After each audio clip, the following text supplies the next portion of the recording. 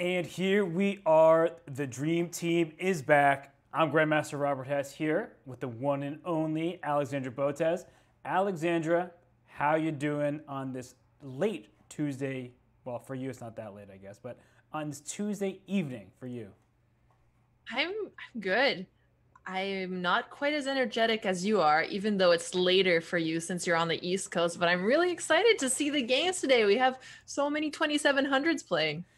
That we do. And in fact, the game that is on the screen right now is that between Hikaru Nakamura and Quang Liem. So we have an exciting night ahead of us here. It is the Battle Royale format of the Pro Chess League. That means all the teams in this Battle Royale, you can see them underneath our images. You see San Francisco Mechanics, St. Louis Archbishops, Mumbai Movers, Seattle Sluggers, Webster Windmills, Shangdu Pandas, Australia Kangaroos, and Delhi Dynamite. Wow, that was a mouthful. They will all play one another, and the board one will play board one, 2 versus 2, 3 versus 3, 4 versus 4, for the entire night.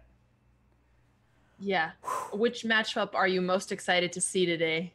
Hikaru Nakamura versus everybody. Does that count? Versus everybody? That counts. Yeah. That counts. What about Fabiano? Are you excited to see him play? Oh, for sure. And Liren is in the field, so there are going to be some really big heavy hitters in this evening. And okay, don't count out Quang Liem, who was in this very game. So there's just too many great games to take in. And Alexandra, I'm going to count on you. I always rely on you, but you're going to be the one who's in charge, telling me, Robert, stop talking nonsense, move over to this game or that game. Sound good? Well, you normally don't talk nonsense, but that does sound good. And before we start diving into the games, I'll remind everybody that the time control is a little bit shorter today. It's 10 minutes with 2-second increment. And the games are going to be moving a lot faster since they're not staggered like they usually are. So stay with us if we're moving a little bit faster, and let us know if you guys want us to slow anything down. Absolutely. I just brought up the format real quick just to show everybody what I had said and what you were saying, board one versus board one, 2 versus 2, etc. The top place team gets 24 points and a $500 bonus, so that's going to be fun. And we have a scene here with all of the teams and all of the boards, so we can keep an eye on who's playing. And as you can see, Liren, Ahmed Adly, Fabiano Caruana, Hikaru Nakamura, Adhiban Baskaran, Anton Smirnov, Quang Liem, and Daniel Naroditsky, all the top board for this Battle Royale. And of course, you can go across the way to see some of your favorite players on boards 2 through 4. Ooh. Well, this is going to be a busy matchup. I see New York Marshals in the chat. I'm not sure if it's the official New York Marshals, but they're right. It's late on the East Coast, but these are some great matchups. Exactly. So hopefully you'll be tuning in here. Yep. So I'm actually just getting word that apparently some of the players are hearing some funny music on their, they're all on camera. So someone in that group call is listening to some music. But okay, enough about the logistics. Okay, good. I thought I had funny music here. I was a little... No, you have great musical taste. We all know this. Mm-hmm. But enough. I'm done talking about the extracurriculars for now. I'll be back. Don't worry about me, Alexandra. I will. Hikaru is streaming this very game, so he has the white pieces here against the Quang Liem. I would say slightly better just because he's a little bit ahead in development, right, Alexandra? He's got the rook on the C file in this ending, so that seems to favor him at least a little bit. How do you think he should play this middle game position? He has the isolated pawn on d4, but he's already getting his rooks on the 7th rank, so that looks pretty good. Yeah, it means that this rook on a8 is going to be tied down, because if you play the move b6, well, then your rook needs to stay protecting a7. If you play bishop d5, which he did not play, your bishop is blockading the d file and means that d4 pawn, feels a little bit safer. So this rook fc8, Alexandra, something that we can discuss, and I actually want to hand this over to you for a second. You know those positions where you're slightly worse, and it's either I protect all my pieces passively or I try to be active? The move rook fc8 is an active try saying, well, you could take on b7, but then my rook comes down to c2. So how do you tend to come up with these ideas when faced in a position you feel a little uncomfortable with? So I'm guessing you think black is the one who feels uncomfortable here. He's the one defending the open file. Yes, for sure. Well, I think he's defending this well. He's trying to hold the position here, and he's bringing his king closer into the action. And this is actually a strategy I like to take as well. If I have certain pieces I can't move because they're stuck, I try to see what other pieces can I activate and try to improve my position with. Right, definitely. And on Hikaru's side, he made this move f3 because the bishop on e2, similarly, that's not the best piece on the board. So if it can get to the f3 square, it immediately attacks a pawn on b7 and is making use on a long diagonal. So both sides seem to be taking your advice, Alexandra, here, where black is rushing the king to the center, but is it going to be too late? That's sort of the essential question. Right. And maybe you could talk a little bit about what white's strategy should be here with the passed d pawn. Yeah, so that's a great point. A great thing to point out is that this pawn on d4 is either a huge strength, a great asset, or just a tremendous weakness. We say weakness because an isolated pawn is harder to protect. A pawn's best friend is another pawn. I say this every single stream, that if this pawn was on e3 rather than on f3, well, then that pawn protects another one on d4. Instead, well, that pawn's by itself, but this white king is ready to run. King f2, king e3 coming, and at some point that pawn is ready to push from d4 to d5, and that is a clear pass pawn. Unlike the other pawns on the board, which need a little bit of poking and prodding to roam free, that pawn on d4 is clearly passed. An interesting decision on black's part here to just trade off the rook, because now he's actually able to activate the rook from a8 to d8, where previously he was stuck in a corner very passive. Yeah, so it's going for that strategy, right? Instead of passive defense with a move like rook to b8, rook d8 takes d4, so giving up 2 pawns for just 1, but now e3 comes to mind for black, saying, my e-pawn, instead of just trading off on f3, that's going to be a pass pawn of my own. I was just talking about that d4 pawn having some potential. There's e3, lands on the board, and now this rook can follow suit to d2, and I don't know, f5, f4 comes to mind as well to protect that pawn on e3. Perhaps that's the compensation needed instead of just to sit passively and worse, to get activity and try to make a draw this way. And adding a little bit to what you're saying here about compensation, it's interesting that black thought his position was so much worse that he'd be better off sacrificing a pawn just to get some activity here. Yeah.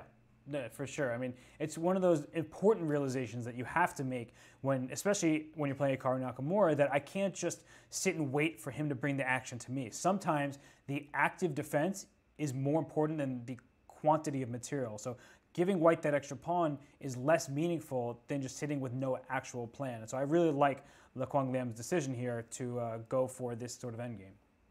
Yep. And there's a crazy position right now in Fabiano Caruana's game against Anton Smirnov. So I think we should take a look there. Whoa, whoa, whoa. So firstly, you're happy again. I always point it out. It's a French, but this looks like a French gone horrifically wrong, horrendously wrong, atrociously awful. Do you need any more adjectives to be said here? Because I see a pawn missing from f7, a clear target on e6, and look at that sacrifice.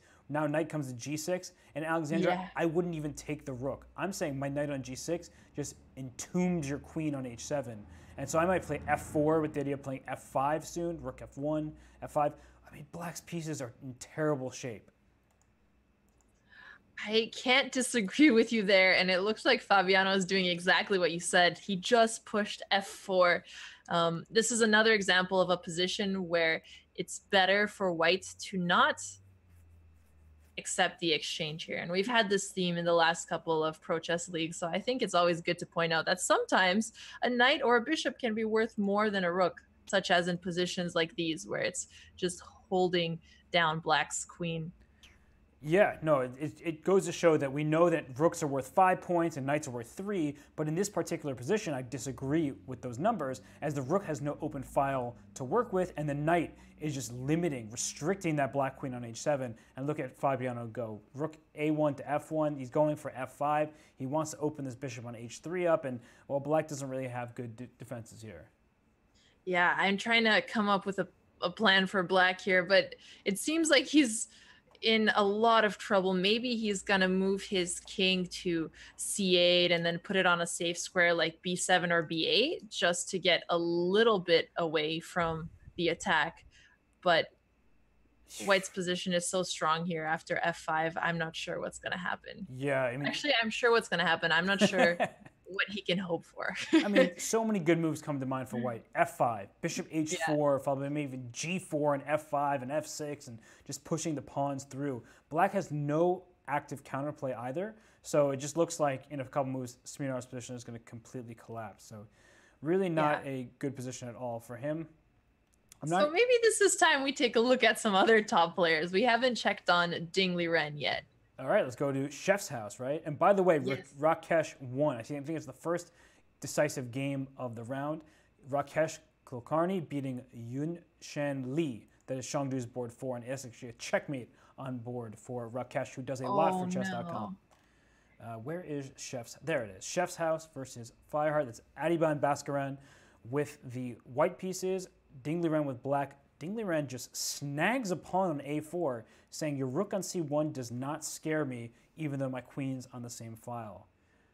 Right. And since you're Robo Hess and you're very good at calculating, there's a ton of exchanges possible here. How would you decide which one to go for? And he just played knight takes f7.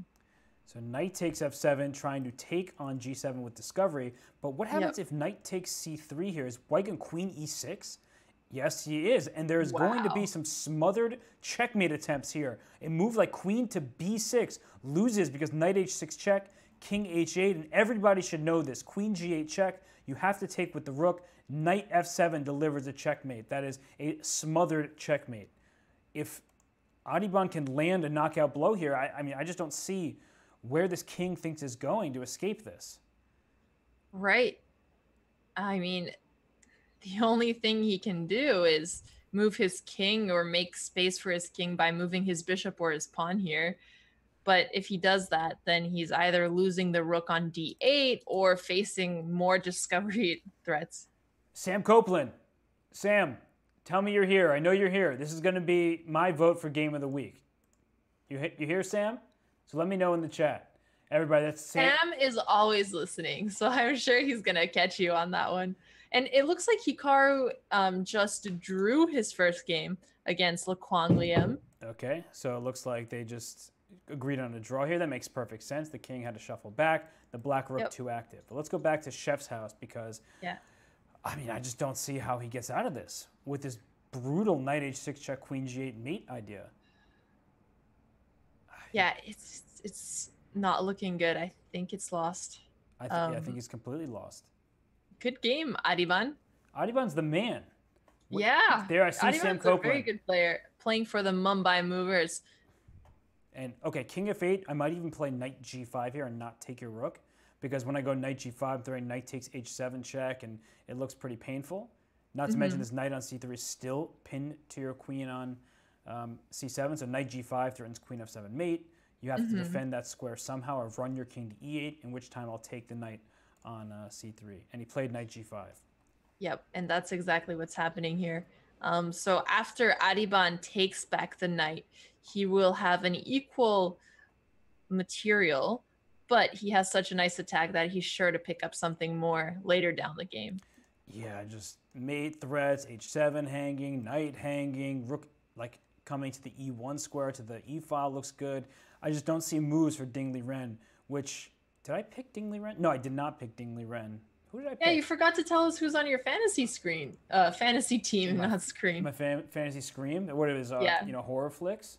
You want to? I do Scream. love horror movies. You know, Scream Queens. Well, okay. Scream Queens. Oh, wasn't that a terrible movie? No, that's like the name of, like for actresses who are in many horror films. They're known as Scream Queens. Ah, okay. But there might be a movie as well. Hikaru, Wesley So, Georgi Margvelashvili, and Raymond Song are my 4 players that I've chosen for this Battle Royale. Okay, I'll have to keep an eye on them and see how you're doing with this matchup. So pawn takes knight. So Adhiban is going to, I think, win this game. We'll keep an eye on it. Maybe there's something else that is worth our attention, but if not, we can just stay right here. This is a very fascinating game between 2 of the best players in the entire world. Yep, I'll take a look at the other games, see if there's anything worth switching for. I think Wesley So's game deserves some sort of our attention here. Oh yeah, that looks like an interesting game. Neither side has castled. Black looks like he's worse here. Wesley looks like he's worse, but it's too complicated to figure it out right away. Yeah, I love this move, though, rook h3. You know, rook h3 is a nice rook left protecting the c3 square. So after knight d5, the queen isn't forced to protect the knight. It should perhaps go to d2 maybe. But Wesley is trying to claim that this white king in the center, just like the black king, is vulnerable. And this bishop on b7 is a very strong piece on the long diagonal. it's super complicated. Hard to really judge a position like this. I know white's up a pawn, Alexandra, but in many ways you don't even count material here. You just try to say, am I going to get checkmated in the next 7 moves? Or if not, then I can think, well, can I go h5, h6, and tie that rook on h8 down while pushing my passed pawn? So immensely complicated position. So it seems like what you're saying is if white's able to just march up his pawn on the h file, he will be better. But black also has a lot of attacking threats here that white will be too busy to take care of. Hence why he played rook h3 to defend the knight. Exactly, right? Because that the white king doesn't actually want to castle queenside, because then the black queen would go to a5 and try to checkmate. Queen e5, not at all what I was expecting, because bishop d6. I mean, that was my immediate reply. Now knight f4. Right. And you're just allowing black. This is what I didn't want from white's perspective, is to allow this knight to f4, and I don't want to take on f4 with the bishop, because if I do take on f4 with the bishop, now f6 is weak, d4 is weak, the dark squares will be vulnerable because you no longer have a dark square bishop. And that bishop on g5, although it looks like a big pawn, it's doing a great job protecting the f6 pawn and the diagonal from c1 over to h6. So knight f4 here, forcing that bishop off the board, looks ideal for Wesley So. Yeah, that bishop on g5 is such a glue to this position that I was almost thinking about just letting white take the rook instead of the bishop, instead of trading off the bishop. But in that case, I'm sure the material imbalance will become a problem later on. Yeah, that's actually a very interesting point, Alexandra. That sometimes if your position is really going to start collapsing, okay, bishop b4. That's not what we were expecting. Strikes me as odd because that bishop was on b4 before. Wow, was on b4. Okay, but it was there just a move ago, and instead it went to d6 to chase the queen away from e5, which was the right decision, but there was no reason to put it back on the b4. So I still like black's position and chances here, but now I think white should have went queen to d2 and just said, okay, I made a mistake before, let me just put that queen on the square. Right, and it's funny because he can repeat the position again now. He can play bishop d6, but it doesn't seem like Wesley has the idea of putting his bishop to f4. What do you think he's prioritizing here? Wesley, he's prioritizing, I think, the initiative. He just doesn't want to start trading pieces. He might feel that it won't be enough for him. So he's trying to have concrete threats. In this case, the knight on c3 requires defense at all moments. And he not just played rook c8. And to me, that's a challenge, Alexandra. What's your next move as white? And actually, I'm challenging you now. What would you play here? Would you play h5? Would you play bishop e2, but then your queen might get trapped? I don't know. I think white has to try with g4 or h5, because if he just sits, he is going to get steamrolled by Wesley. He doesn't have any other good ideas. Right. So h5 or g4 seems like the way to go. Yeah, and we'll come right back here because Shevchenko is 24 seconds, but I'm being told that Ding Liren is surviving. Amazing defensive resourcefulness by him, and when I look at the position, black's not even down any material in an opposite. How did this happen? Game. So we will come back to this one in a bit because I think this Wesley So game is about to really heat up. But I mean, this is the best thing possible for Ding Liren. His e7 pawn is safe because the bishop on d6. He does have all these weaknesses, c6 square, e6 square, but the worst is certainly behind him. But back to Shevchenko, who has 11 seconds left. Alexandra, I'm really worried about white's position here, and the clock, of course, doesn't help matters at all. Right. So, well, what is black's immediate threat? So we talked a bit about bishop d6, but he didn't like that idea before. How is he going to be able to break through here? Well, sometimes you just got to try to break free from the chains. But thankfully for Wesley So, there's nothing really restricting him. He can go queen a5. He can consider bishop back to d6 and knight f4. We just talked about that before. He can go even a move like, I was going to say king d7, and he went king to f8, which is much more sensible. But I was going to make the point that even a move like king d7 was a possibility. Okay, that has to be a bad move. Please play bishop d6 and knight f4. Because now the rook on d2 will be under attack at the end of that variation. Bishop d6. All right, he's just not. Wesley's just not into that idea. It seems like he moved his king away to just protect against future pins on the e-file, and now he's going for the queen a1. I mean, he's going to win. Queen a1, bishop knight takes d3. Yeah. I mean, no time for Shevchenko. This is a good idea. Yeah, this was a good idea. I do admit that, but 3 seconds left for Shevchenko. There's just no way to I would say describe, to survive this impending attack. So, okay, where's the knockout punch? King is on E2. I need to end this game. Look at that move, King E8, just avoiding any checks on H6. Wow. I love it. Completely cutting off his opponent's compensation. Mate in one, Queen Queen E1. E1. Beautiful. Yeah. He missed it. He missed checkmate in one move. That's okay. It happens to everyone. No. I feel better about my games now. Yeah, and a chess. Hi. He missed checkmate in one move, Queen E1. Instead, he's just taking the material and should easily win this position. But when you miss checkmate in one move, sometimes easy doesn't even cut it because it was nothing easier than delivering checkmate. And Ding Liren has officially survived. He made a draw in that game. Shang Dupanos will be very happy. Which is fascinating, but... Wow. How do you miss checkmate in one move when you're 2,800 or whatever he is? Oh my gosh, it's almost like they're humans, Robert. No. We are Botez. We don't miss mate in one. Okay, but look at this. Exactly. Wait. White's about to checkmate black. Queen E7 checkmate is about to happen. Oh my gosh. Does black need to force a perpetual here to survive? If he's gonna... they're gonna get a draw and it'll be because Wesley missed a mate. No, he ran right into checkmate. He could not go King D1. He had no time. I thought he could block with Rook E3. He definitely should have blocked. No, you're 100% right. Rook to E3 was the move to try to stay in this game because if Bishop C4, I mean it doesn't look great. Well, then you go King D1, and after Bishop B3 check, you go King back to E2, I guess. So you have. And if he checks with the Queen on B1, you block with the Bishop. Exactly. So it's not quite checkmate, and black is in danger of getting mated. So huge missed opportunity for Kirill Shevchenko. A humongous missed checkmate in one. I mean, I don't know if we have blunder of the week or something like that, but we should bring that back. I remember we used to have that when there was Chess Center. Yeah. Oh, I have an interesting game for us. It's Multon versus Kriari. That is Nicholas Theodoru against Multon Lee. And the reason I say this is interesting. Well, it was interesting before the resignation happened. The reason why black resigned was you want to be able to push your A pawn, but unfortunately, if you play B4, it takes an A3. The white queen can continuously come after this rook on B7 to get it away from being behind the pawn. And alternatively, I can also just put my queen on A1 and then bring the white king over here to come sacrifice my queen for the pawn because I am up 2 pawns on the king side. I would have played on if I was black, but okay, it's not my game. So we have two. Yeah, I think I would have played on as well here. Daniel, chat, if you were playing, you guys better have played on as well because you should have that don't give up mentality. Ray Robson game, he has 5 seconds versus 5 seconds here. Tigran Petrosian with the black pieces.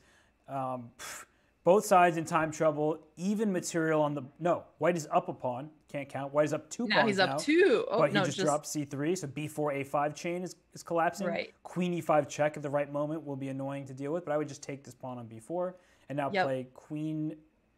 the queen on B6 is perfectly located, Alexandra. Yeah, can black try to find a perpetual threat here? He's not finding it. A7. Knight E5. You got to bring a knight into the action. There it is. Yeah, he has to try. Because now he's trying to go queen G3 check and then knight F3, but it doesn't work. There comes the second sister here. Yep. Okay. Queen H8. This is looking like queen it's E7. going to be mate in a few. Yep. Queen F6 check and just trade the queens. Or queen H4 check. That's an even better way to trade the queens. You win a pawn. So Ray Robson. Nicely done. And we still have Naroditsky against Ahmed Adly. Naroditsky's completely winning with the white pieces here. Oh, and apparently chess.com is going to bring back Blunder of the Week and Chess Center. That's exciting, Nick. Thanks for letting us know. Oh, wow. Well, Naroditsky won his game by checkmate, and that leaves... Do you like picking games right before the result pops up on the screen? Yes. Yeah, just like... Yeah, it's much more dramatic, It's not a commentator's curse. It's like a commentator, I actually know what I'm talking about, so I'm going to click that game because I know it's coming to its conclusion. It makes you feel smart in a way. But Sahaz... Yeah, you want to catch it before it's the post-mortem. Grover had 1 second left when he made his rook takes G3 move in this game. Oh, Rook B2. Man. He's not going to win this game anymore. Rook takes B6 with check, and it looks like black has botched this win because rook b6, now I'll sacrifice my rook for the e-pawn, I'll king h8 and pawn to h7, and stalemate myself. What's going to happen? h7? There we go. I mean, we have seen quite a few dirty flags in the Pro Chess League. Hopefully that doesn't happen here. He seems like he's being careful. Yeah, and maybe he'll sacrifice his rook for the pawn, so even easier. But he could have go rook e4 check and just continue checking along the e-file. That would do. Okay, I don't know why they're doing it like this way, but I'm not sure he's either. Rook takes e2 check. That's what he was waiting for. There we go. He was just trying to make it very clean and precise. Yeah, he baited him. All right, so Archbishop's 3 out of 4. Actually, I can pull up that other scene just to make. This is better when the round is done, so I can see who's done what across the board. Yes, look at that beautiful scene change. Smooth transitions, Aaron. I mean, I'm the one who just did that transition, but you know, it's all good. You can call me Aaron if you want. He is the producer for a lot of the chess.com events. He helps Danny Wrench do all the shows, but yeah, he taught me a thing or two. So I got to tip my hat. I was gonna say, you know, I don't have a hat on, but tip that hat to him. Thank you. Okay, tip your imaginary hat over. Yep. Ooh, Seattle not doing well. We saw Tigran Petrosian lose that game to Ray Robson, but Nakamura and Margvelashvili could only draw their games, and Naomi Beshkansky lost. So they only have a 1 out of 4 start, and they're playing the Webster Windmill. So that is St. Louis Archbishops. Wow. Yeah, they're 3 points. Such a strong start. Well, the games have just started. Yeah, they stack their lineup so that their top 3 boards are really forces, and their 4th board is, I don't know, like 1800 or something like that, which is still a good player. But when you're 1800 and playing against all these 2300s, it makes your life very difficult. And Ding Liren with the white pieces against Hikaru Nakamura. What a matchup. I understand why it's so easy to stay up now with such an exciting match. You're not even feeling the fatigue. Right. And yeah, it's not that instead of you going to bed at 4 a.m. usually, no. Oh, don't let everyone know that. Hey, it's DJ Guards wondering where is Ding Liren. That's my guy Teddy. What's up, Teddy? Ding Liren, that's a great question. Let me ask our lovely staff. Anyone know where Ding is? He's just giving him time odds, you know? He wanted to make it a little bit more exciting. I mean, the best player to give time odds to, of course, is Hikaru. It's the logical decision here. Honestly, he's just so slow, you know? It might be like disrespectful in a way. Obviously not intentional. Ding Liren just wasn't at his computer. Yeah. But maybe that's the way to get Hikaru mad. And when maybe mad Hikaru is bad Hikaru. So I don't know. I'm just speculating. Mad Hikaru is bad Hikaru. At least it rhymes. Look at it. H6. I told you. Wow. I told you. He's like, all right, you're trying to give me time odds. Let me give you move odds. Well, you're white, so you already have move odds. There we go. Let me play H6. The disrespect is real. And we are going to have... He's converting it to a French line, so it's not that bad, but it is a little cheeky to play it first move. So when anyone says not that bad, I played a game against Alex Yermolinsky, and I had a terrible position. And after the game, I was talking with some friends, and I was like, it's not that bad. And Alejandro Ramirez, that's Grandmaster Alejandro Ramirez, goes, not that bad? Not that bad? Your position was terrible. And was like berating me and just like, your position was awful. How could you think it was anything but the worst thing you've ever seen? And, well, okay, H6 is clearly not a good move, but at the same time, a move like Bishop E7 can transpose this into a sort of standard French-like structure. Or a sideline for the French. But... Right. And look at Hikaru just pre-moving things out here, essentially. And all right, there we go. This H6 move, maybe not the worst thing in the world. I just think it's slow. Because in some of these lines, you play G5, and you don't even need the pawn on H6 to begin with. So what was the point of playing H6 as just wasted tempo? That's fair, because maybe he would have been able to push G5 and H5, and now he is going to be lost. Sorry, not lost. He'll be down a tempo here. These positions are really tricky to play as black.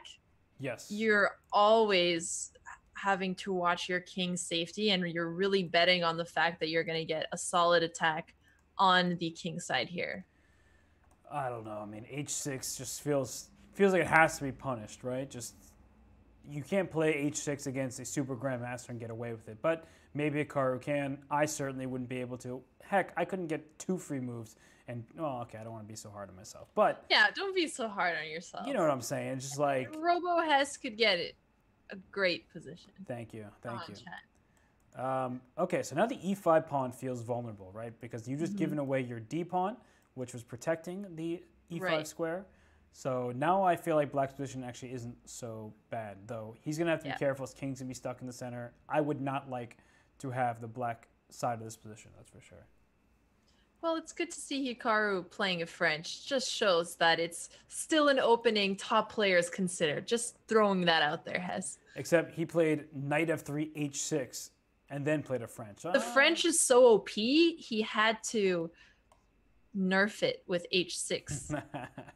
Wishful thinking by you, for sure. I think that works. All right, I think Hikaru was going to be fine in this game, but let's try to see if there are any other interesting games, because there's so many players from so many teams. Maybe one of the board 4s or something that I haven't. What about Daniel Naroditsky and Fabiano Caruana? Oh, that definitely sounds like a board 4, doesn't it? Oh, sorry. No, I mean, you know, it's a good matchup. I don't blame you in the slightest. It's just, I was about to say, you know, it's very easy to get locked in with the top boards, you know, the 1 seeds, because, well, they're the best players and we want to see their games anyway. And frankly, they play the best chess. But I was just gonna wait. What's happening in this game? Isn't Fabiano just have 2 bishops? I mean, Fabiano has 2 bishops. Yeah, Fabiano is definitely going to win this game. That is good. I mean, I was like, look at the position. Black's down no development. Like, Black's doing totally fine there. Black can play for pawn b4 at some point to break open the queen side. Maybe a5 and then b4. But a5. I just don't like White's position at all here. What is Naroditsky doing? Yeah, I wonder why he allowed this exchange. Oh, because he traded off the queens on move, you know, whatever. Essentially allowed the queen exchange around move 7, and then they didn't get traded for a little while. But this is, how do I frame this? I call this giving too much respect to your opponent, because you should just play your normal stuff instead of just saying, oh, I'm a little scared, let me trade the queens off. And that's what Ooh, you're thinking Daniel was scared. 100%. 100%. I mean, it is nerve-wracking to play a world champion challenger, so I do understand that. But I don't know, maybe he'll pull off a good result here. We'll have to come back. But being scared is the best way to lose a game, because you start playing this weird, timid chess, and you're not just playing the best moves, you're playing the safest moves. And sometimes the best moves are a bit risky, but they're good for whatever reason. So I just don't like this stylistically. And I've seen many players do this before, and I just love Black's position here. And this is, like I said, it's not like Naroditsky did anything tragically wrong here. There was no horrendous move, but Black just got a better position by doing nothing. So what was the benefit of playing this queen trade and then just getting a terrible position? So rook b5, great move. Bishop c4, he'll just go rook a5. Eventually he'll go c5 to open up the bishop on f6. Because if you look at the position, what's Black's biggest strength? It's that I have a dark square bishop and White does not. So here's rook a5, perfect sense. And now if I play c5, I can take back on c5 with the rook, or I can take this pawn on b2 first if you're going to play d4 takes c5, because that pawn's hanging, and then behind it is a check on c3. So yeah, terrible position for Daniel. You're obviously all for Fabiano's position here. But what if you were playing as Daniel Naroditsky? You're not down material, but you are down strategically. What would your plan have to be here? That is the toughest question you've ever asked me. I mean, I'm not even kidding. I just hate this position. Okay, so he went bishop d3. I guess he's trying to regroup somehow. I would play c5 as Black and say, I'm opening up my bishop. I mean, I think, honestly, White is like getting kind of close to being lost. And that sounds ridiculous considering where we are. But like, let's say I go c5 and you take with your pawn and I take with my pawn back. You'd love to play knight to e5 to close off my bishop, but then bishop g5 check comes on the board and your king is running out of squares.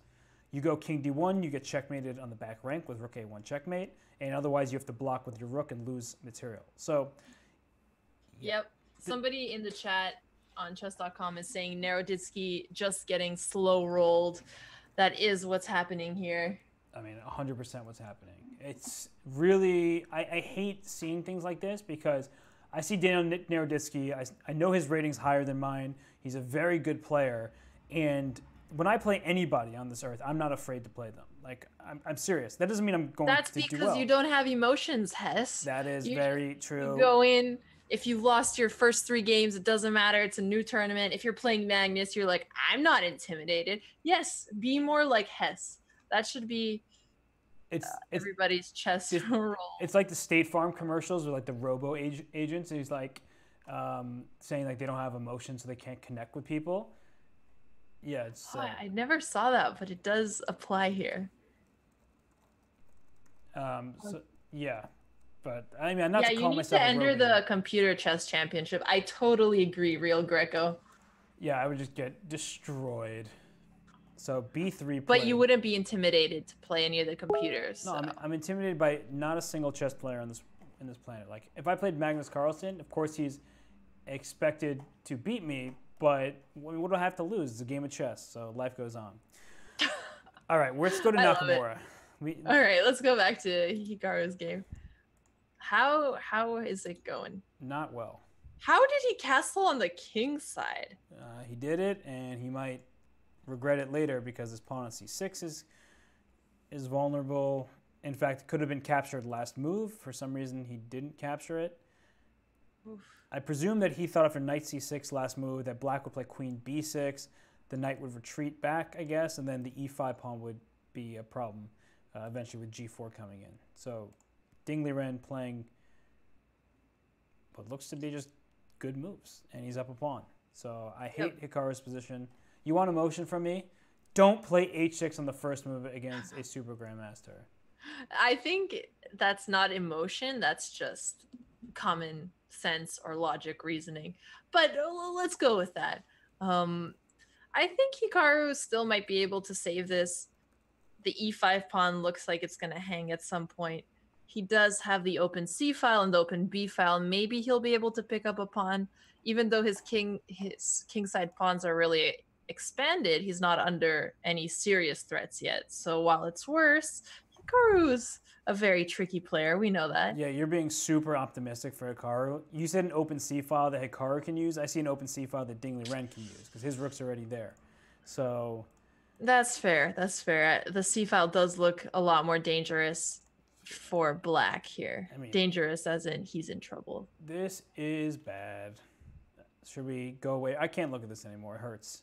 Okay, let's look at a different game and come back after he saves the position. He's not going to save the position. Well, we'll see. He's not. He's not going to. I mean, I respect you tremendously as a person, but he's not going to save it. Just, we're going to have to disagree on this one. Oh, man. Okay, so you said that you wanted to see some board fours. Was that right? Let's go to board 4. So I see Rakesh playing against Momentine. That is Raymond's song with the black pieces against Rakesh Kulkarni. And what is going on here? White is up a pawn, and that's a passed pawn on c6. And it's white's move. So c7? Maybe? Can I just... Okay, he can't protect it in any way. Also, rook f3 at some moment is going to hurt you too, because f7 is a problem. I feel like I'm just going to go c7 here and just start pushing my pawns and threatening rook b8 and things like that. Right. So after rook c7, rook c6, do you want to continue with your rook on b7 to protect it, or do you have a better idea there? Well, if I go rook b7, I think I'm going to lose. Oh, sorry, not hanging the rook. Just kidding. JK. I was just testing you, Robert. Did I pass? You passed so far. You're right. Rook f3 looks more scary. Yeah, well, I mean, the reason why I want to go rook f3, so let's say I go c7, you go rook c6, I go rook f3. If you go knight f4 to e6, now my knight in c3 can go to d5 and protect my c7 pawn as well. So it gave me an additional option to defend that passer. And g3 was played by Rakesh, which can't be like a bad move because white's position is so good, but probably not the best move. That's what I'm going to go with. And okay, white will go rook b6 next and protect the pawn that way. And this still looks great for Rakesh Kulkarni, but I thought pushing the pawn, there's like it's a 20% rule.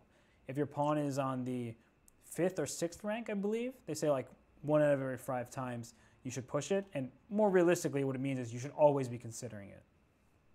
which I'm sure he was considering it given how much he spent on this move.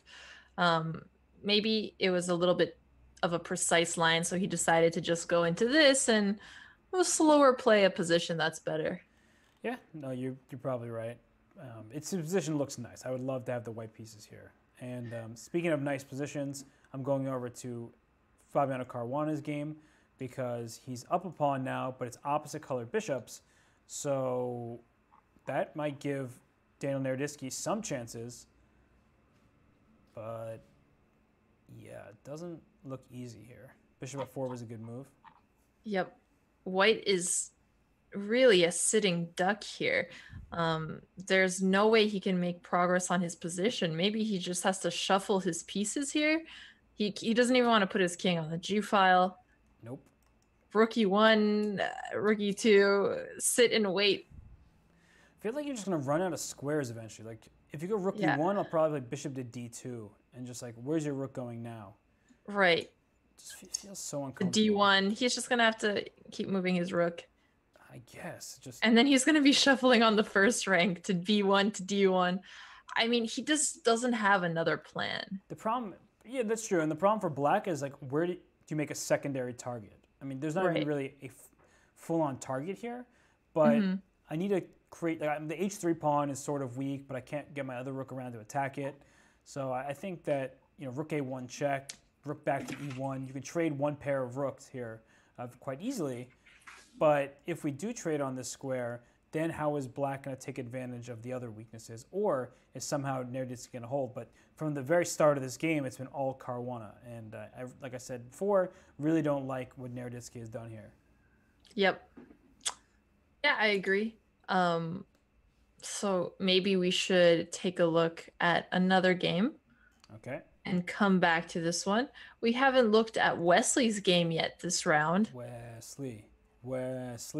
Someone's a fan. Wesley. See, you have some emotion. Yeah, I mean, Wesley's just an amazing chess player, and I look at positions like this, and I'm like, okay, Wesley's going to play queen c6 and win an endgame. That's all I say. That's all I need to say. That's all you need to know. Yeah, no, right. Let's go to a different game now. That's all you need to know. Wesley's playing queen c6. They're going to trade queens, and Wesley's going to win. Does that sound easy? Does that sound accurate to you? Commentary by Robo Hess. I mean, it feels right, man. It feels right.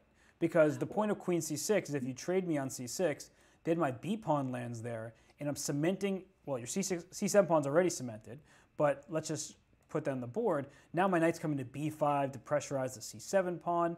The e5 pawn's a little awkward as well. My rook can come to a1 into a7. I just don't really like black's position in this endgame.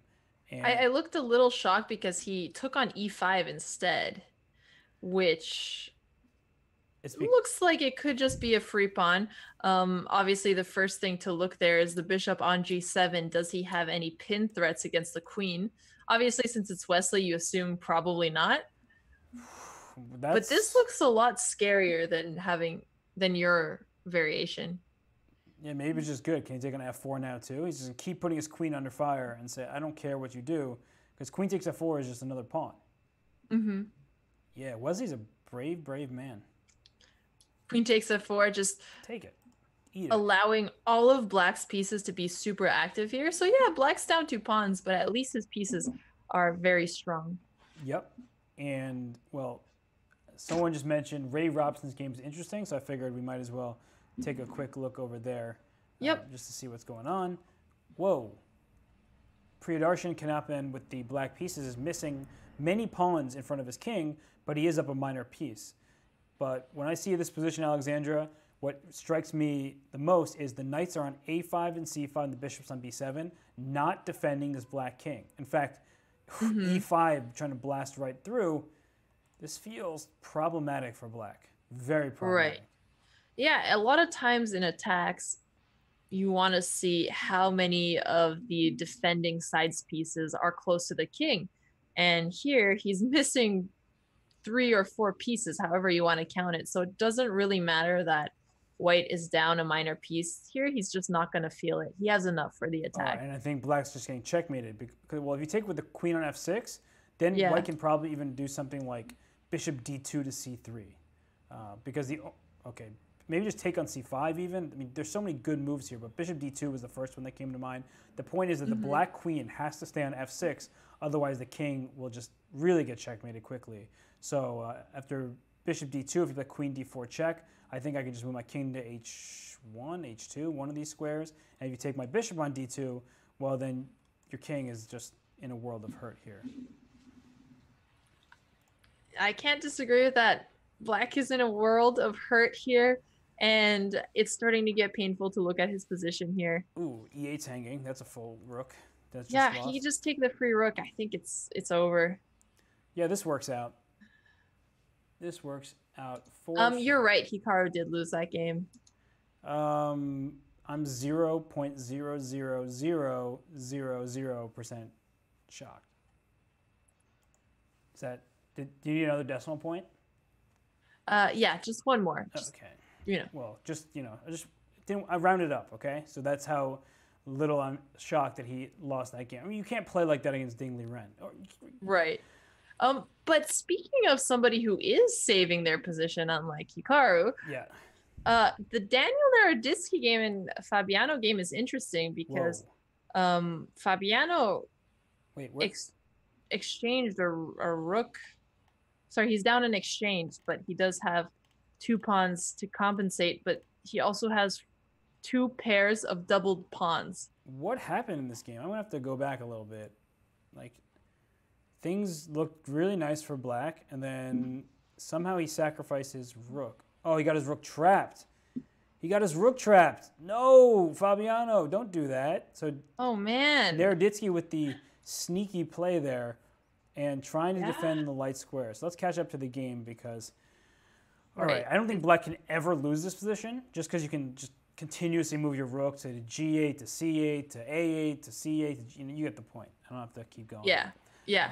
Rook c3 is always going to be a possibility. Then you're on rook d3. No, white is definitely the one who is fighting for a draw here. And one of his pieces is always going to be tied to c2. His king is likely to be tied to h4. Or I guess he doesn't even mind because he'll take d4 here. Look at how many isolated pawns black has. All 6 pawns are isolated. Yeah, it's really painful to look at. This is a pawn structure nightmare. Yeah, this is hurting. Forget about it. Hess and Botez, a great team. I mean, that's just a fact of life, right? A fact of life? Yeah, you're giving us the credit we deserve. I like it. Okay, so Daniel Naroditsky, if you were playing white here, would you just try to get a draw as quickly as possible, or would you be bold and try to trick the one and only Fabiano Caruana here? You can't trick him. Fabiano is incapable of being tricked. You think I don't have emotion? Have you ever seen Stone Cold Fabiano play chess? Man, is he like the Robo Hess updated edition? He's been upgraded 20 times over. He's like version 27. Okay, that's not true. Version 28, 27 to be precise, actually.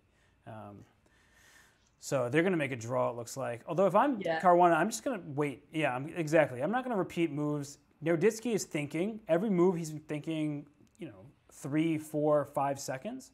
And look at Naroditsky's clock. Fabiano has a minute and 20 seconds more, has no risk whatsoever in the position. And, okay, I think you always have to think, can I keep shuffling back and forth from h2 to g2? Or at some moment, nope, I did a wrong arrow. Is black going to take this pawn on h4? I wouldn't take on h4 because you lose d4, which is more important.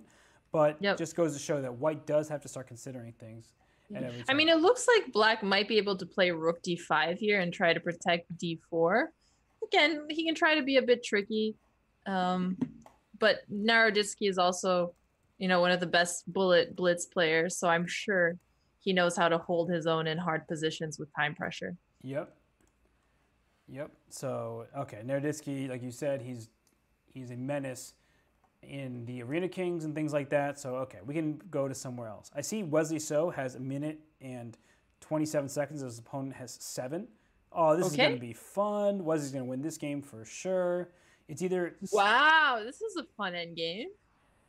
Somehow, Vinay Bhatt's going to have a perpetual check or like some kind of repetition, or Wesley's just going to win because the knight and rook are going to keep moving forward.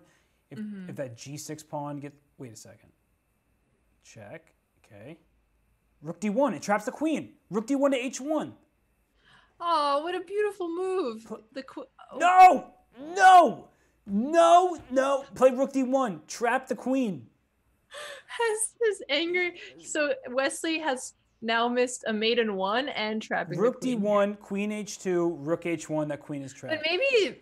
Did Black not have any way to get out? No, because he could have played queen b1 instead of moving his king. So he could have untrapped his queen, actually. No! And... No! How? Somebody... He's going to have to donate some rating points to Goodwill. I mean, you just... you can't miss mate in 1 and then miss a queen trap and then get to keep all of your 27 whatever. 100 points. That's just not fair. No. No. Hess overload. And I was just talking how I'm a big Wesley So fan. I love his chess. Okay, he still might win this game because it's actually very difficult for Black to defend here. White has pushed his pawns. He can always maneuver his knight in. His rook can just stay on d6. But there's going to be so many checks. Uh-oh, 4 seconds left for Vinay Bhatt, by the way. Yeah, I'm looking at his clock. Knight it's d3. not looking so good. Put your knight into your king. Knight d3, then move your... I mean, he's probably going to blunder under time pressure. It's a very hard position to play, but it is a little shocking that we saw something missed yet again. Yeah. Maybe he'll find a magical perpetual, and Wesley is going to be a little bit more careful with the tactics in 1. He could do some puzzle rush, you know? But Wesley doesn't even have a move here. Like, all of his pieces are tied down in some way, shape, or form. The knight in f2 is under attack. Where's your knight going? To h3? Then you just go queen e2 check, and I don't really see how you're going to escape all my checks. Right. Yeah. Where else can the knight go? h1? Still same issue with queen e2. Gosh. Wow. Well, he does seem to have a perpetual here. I mean, the knight on h1. Knights are great defenders, but not when they're in the corner like that. Right. We finally found the worst position for the knight on this board. So upset. Yeah. Well, hey, this was the justice the world deserves. He did donate some rating points. Are you feeling happy that at least there is some legal system here? Not legal system, but some fairness. I mean, a legal system is usually pretty important. Just gonna throw that out there. You know, sometimes you need that to ensure that anarchy doesn't take over. I'm sorry, I'm just so upset about that. Legal system. I didn't mean to say legal system. I know. Abacus Finch is saying it. Yeah, Hess is upset. But on the bright side, you get to cool down for a little bit before the next game start. And then you're going to see more blunders in 1, and you're just going to overload. All right. Here it is, everybody. Move 55. Rook d6 was played. Instead of rook d6, play rook d1. This knight protects the rook. The queen has 1 safe square on h2. And then rook h1 is checkmate to your queen. That knight protects the rook. Your queen is absolutely trapped. And so why do you think mistakes like these happen at the GM level? You have to give an explanation. I have to. Okay. Well, actually, you can't avoid the question by saying something. No, I do have an explanation for it. It's because the black queen, why Black missed it. You want to get a perpetual check, right? Endless amount of checks. So you think that having your queen close to the enemy king is often the best way to do that. But actually, against a knight, having your queen close by is, generally speaking, not a good thing. Look at the g1 square. The queen has no checks from here because the knight covers h1. The knight covers d1. It's not like your queen can go to g4. My knight is covering that. My king is as well. So you actually have no checks nearby with my knight protecting my king. That's why knight is such a good defender. Right. It blocked. But why did Wesley miss rook d1? Why did Wesley miss rook d1 to h1? Because...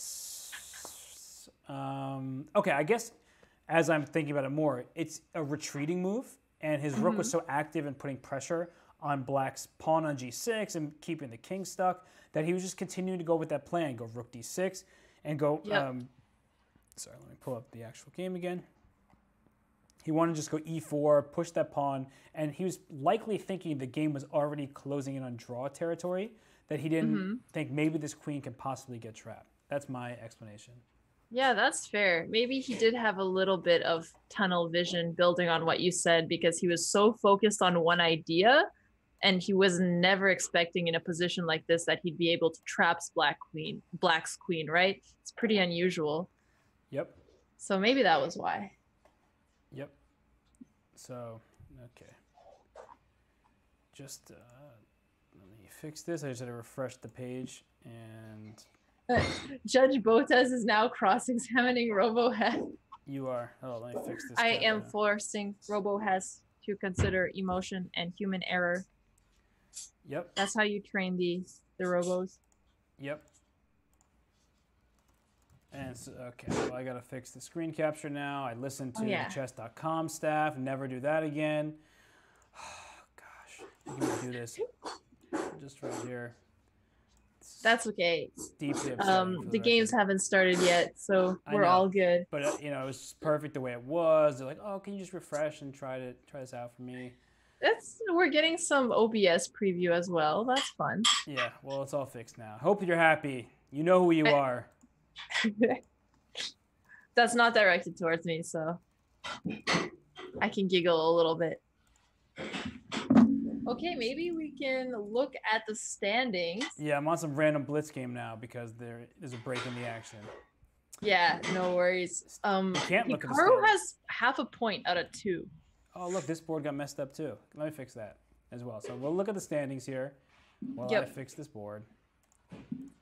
I'll look and see some of the other surprising results so far. Oh, let me actually follow multiple games to see how this ruins everything even more. I love it. Making me do this live. This is why I do things in advance, and then I don't have to refresh the board. All right. Breathe. Let me fix everything here. This one. It's all good. No, it's just, it hurts so bad. See, you said I don't have emotion, but here comes the emotion. Yeah, it is annoying to deal with the layouts because it changes when you're looking at multiple games versus one. Yep. So but there it's we go. A little annoying. I'm not changing anything anymore. I got the standings up. Everything is all good. Yep. I was half the woman I used to be. How could you do that to me, Robert? You cut off half my face. It's okay. You kept my better half, so I forgive you. Half your face? Yeah, but we're good. Wait, when did I do that? When you were tweaking the layout. I still see you in your entirety, so... All right. I don't know. I'm upset. Oh, let's go to oh, that's not Pro Chess League games. Oh, sorry. It's also so hot in my apartment right now. Just everything. Yeah, obviously, because the computer is overheating, Robo-Hess. We need to get you some water coolers. No, I have water here. I'm gonna drink that right now. There you go. Hess, angry. Apartment, heat up. I actually have a space heater under the table. It's very enjoyable because my feet freeze. But Fabiano is starting his game in an interesting fashion. He's preparing for a kingside attack here, about to castle queenside. That'll be a fun game. Yeah. No, sorry, I was just reading something. Yeah, no, Fabiano Caruana here with the white pieces, the rook on g1. We always talk about this hook, right? This pawn on h6 is a hook. Yep. And that means that g5 pries open the position because that pawn h6 there is very helpful. So, Alexandra, prediction time. You make me talk about my fantasy chess team. I know you probably didn't fill one out. What's your prediction for this game? Well, I am going to say that Fabiano, the player rated 200 points higher, also playing the white pieces, is going to win here. I know it's a pretty out there opinion to have, but that's where I would put my money. Okay, that seems like a pretty safe bet. Yeah, I'm learning to think of things logically instead of emotionally, as you have been teaching the chat, so...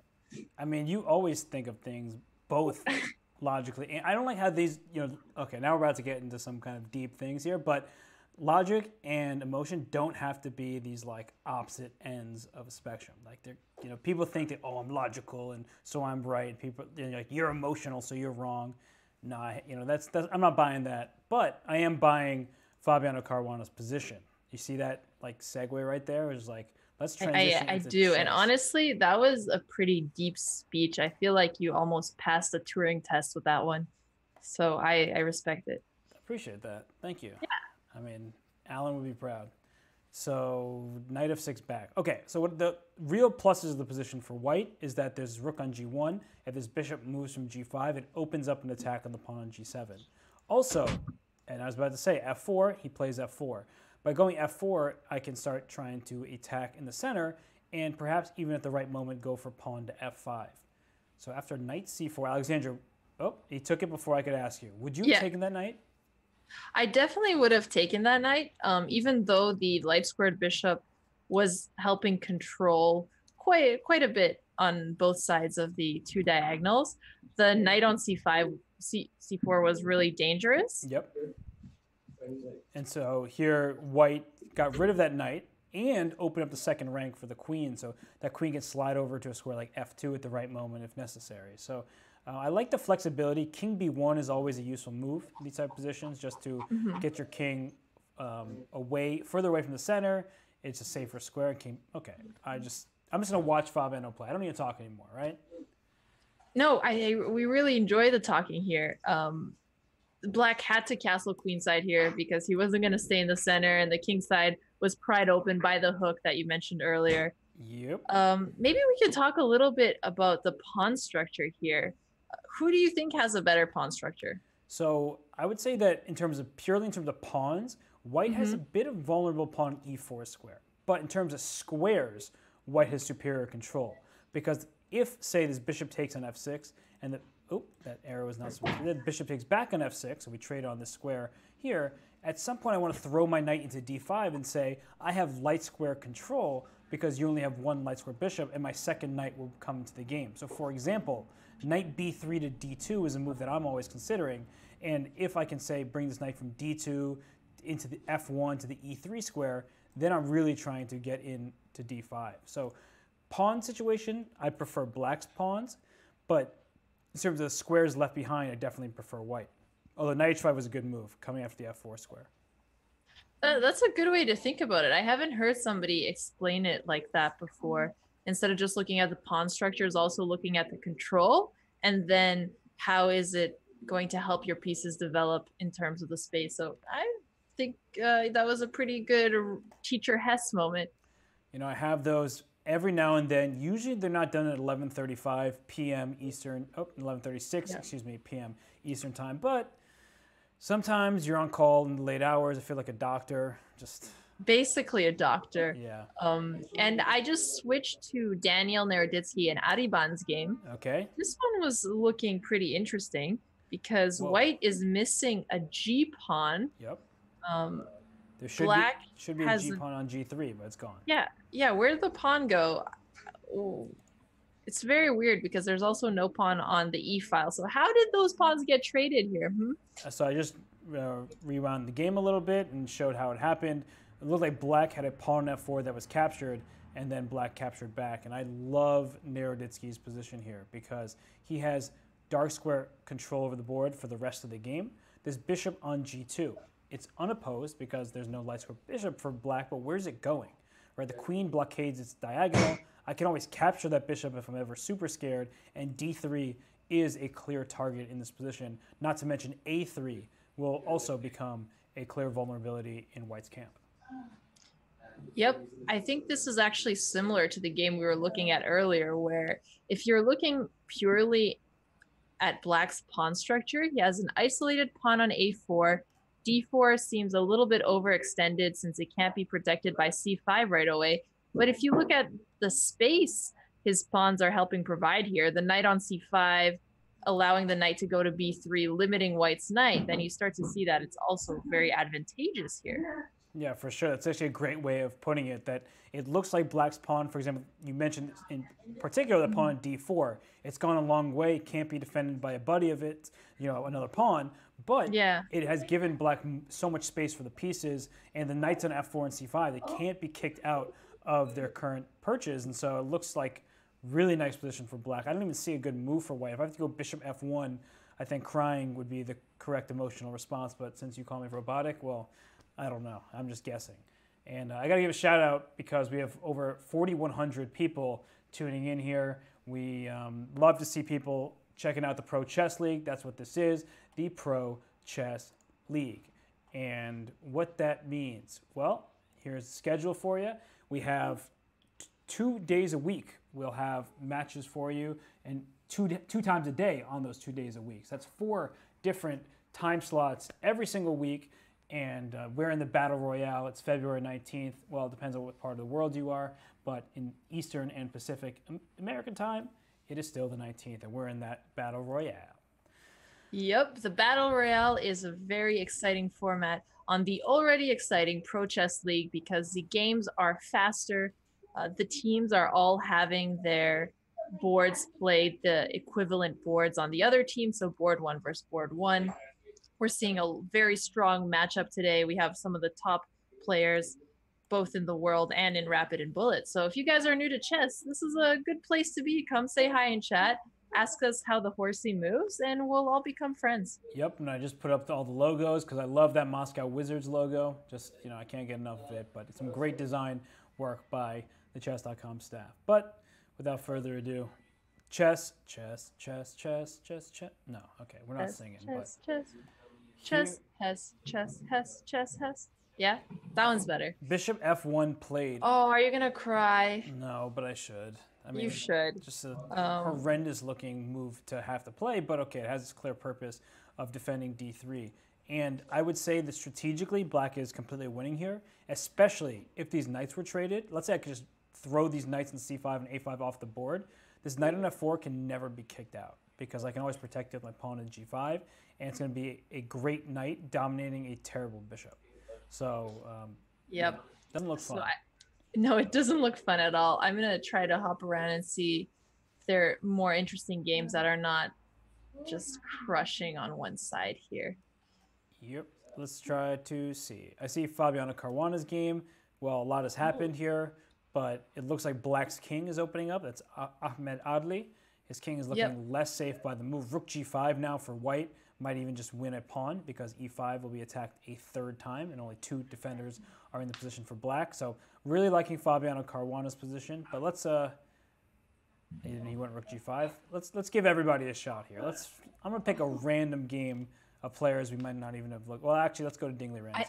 I think we should also check out Hikaru's game at some point because it's a very interesting pawn structure. That some point is now.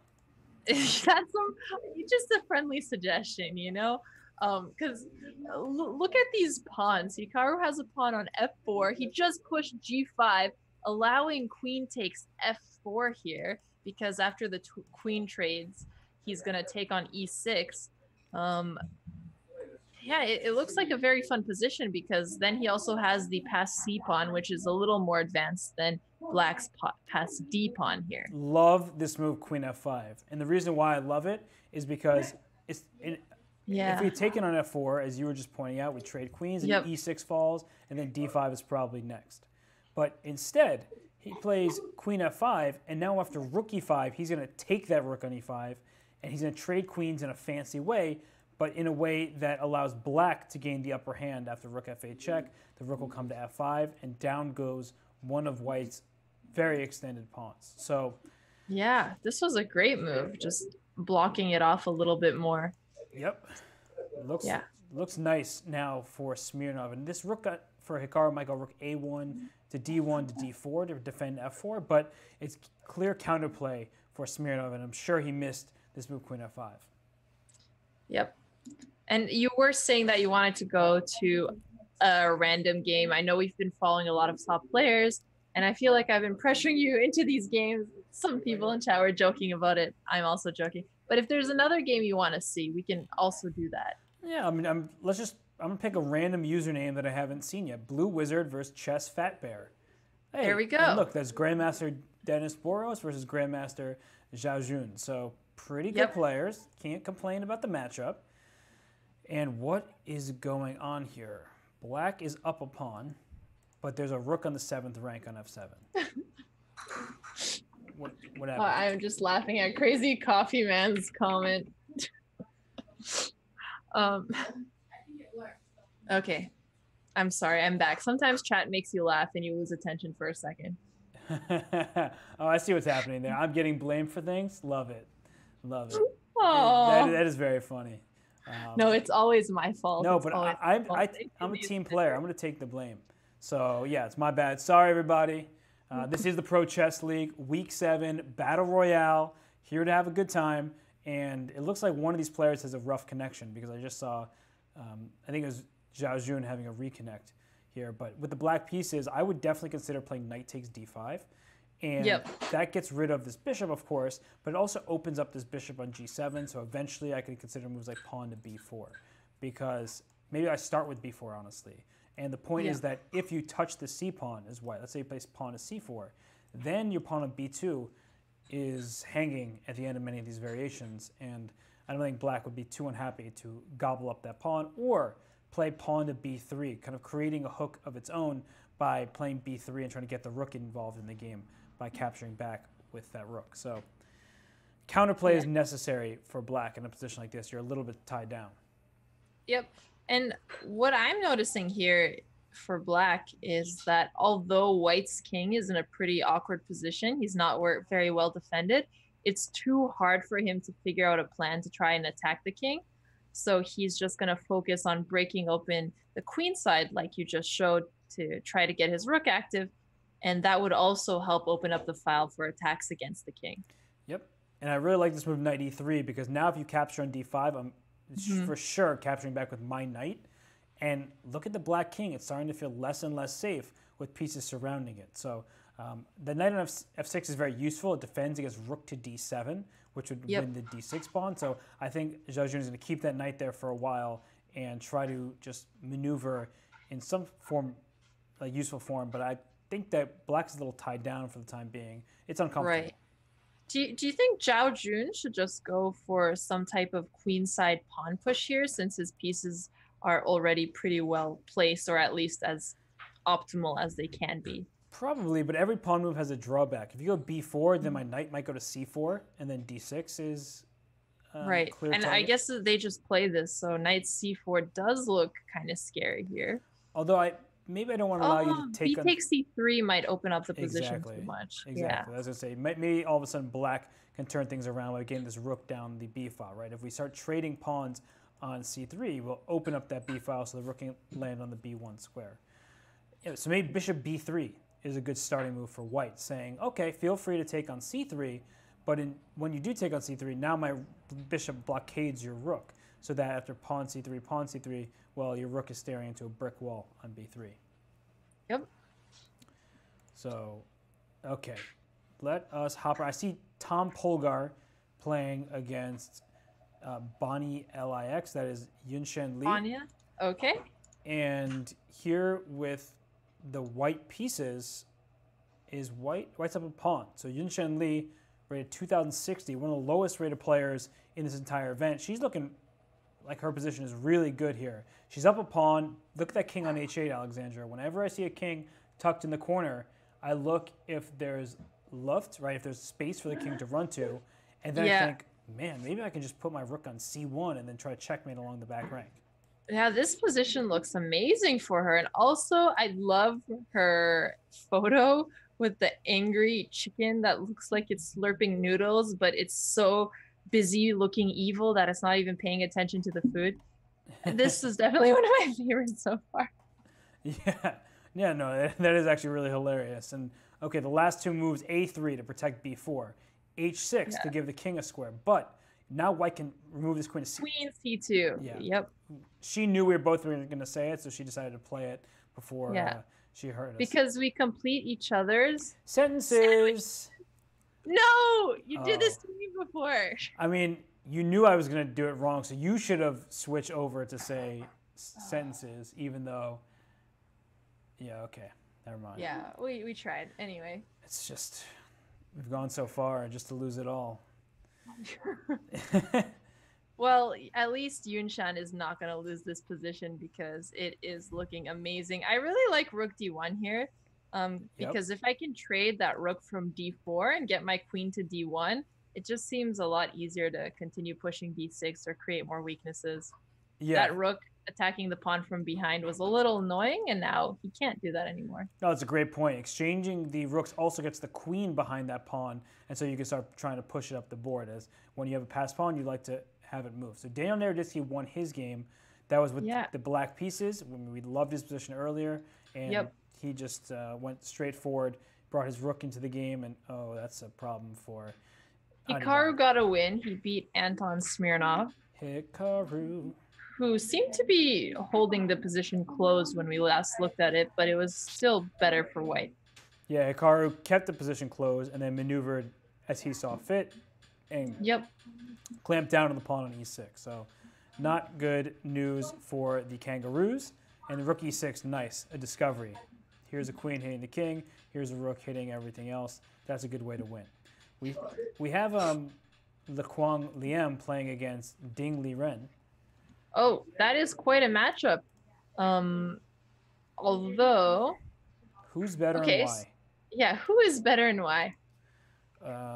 Okay, well, so white is going e4 to try to maybe go d5 and get a passed pawn, but black has a much clearer passed pawn, right? 2-on-1 on the king side. So we see there's 2 versus 1, whereas it's a 3-on-2 mass in the center, but they're double pawns, and it's not easy to get double pawns rolling. The d5 is a clear option for white next move.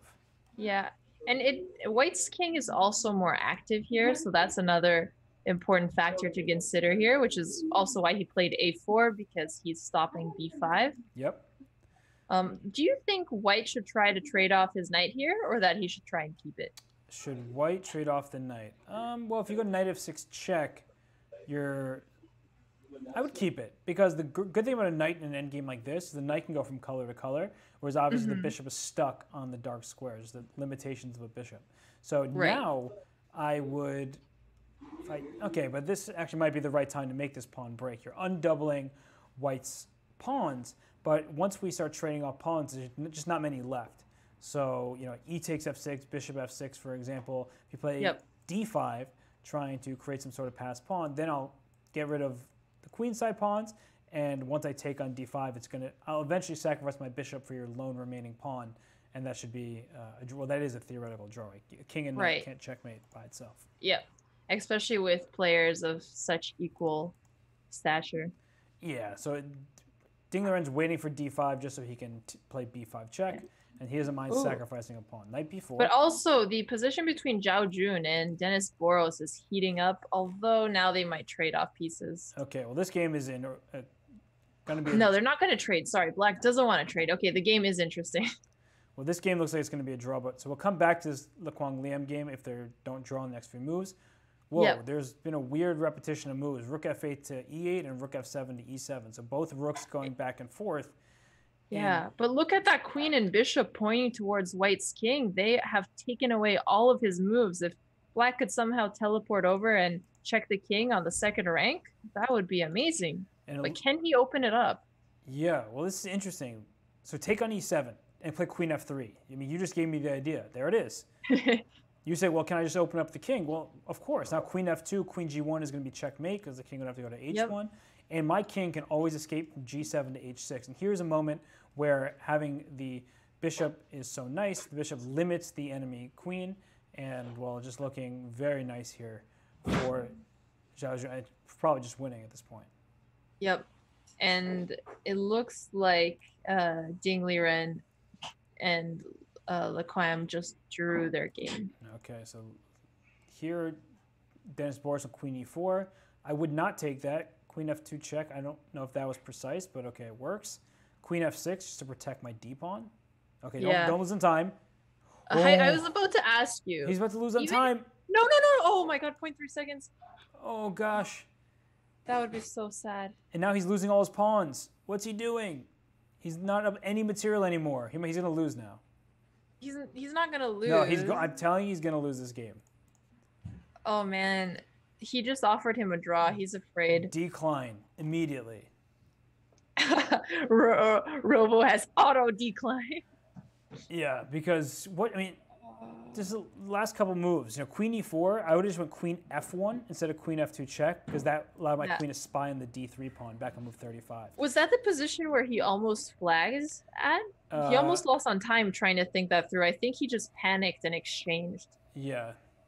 So. Yeah, but so normally when we are playing rapid games online, in equal pawn endgames, knight versus bishop, the knights are more tricky. They're harder to defend against, especially if your opponent has low time.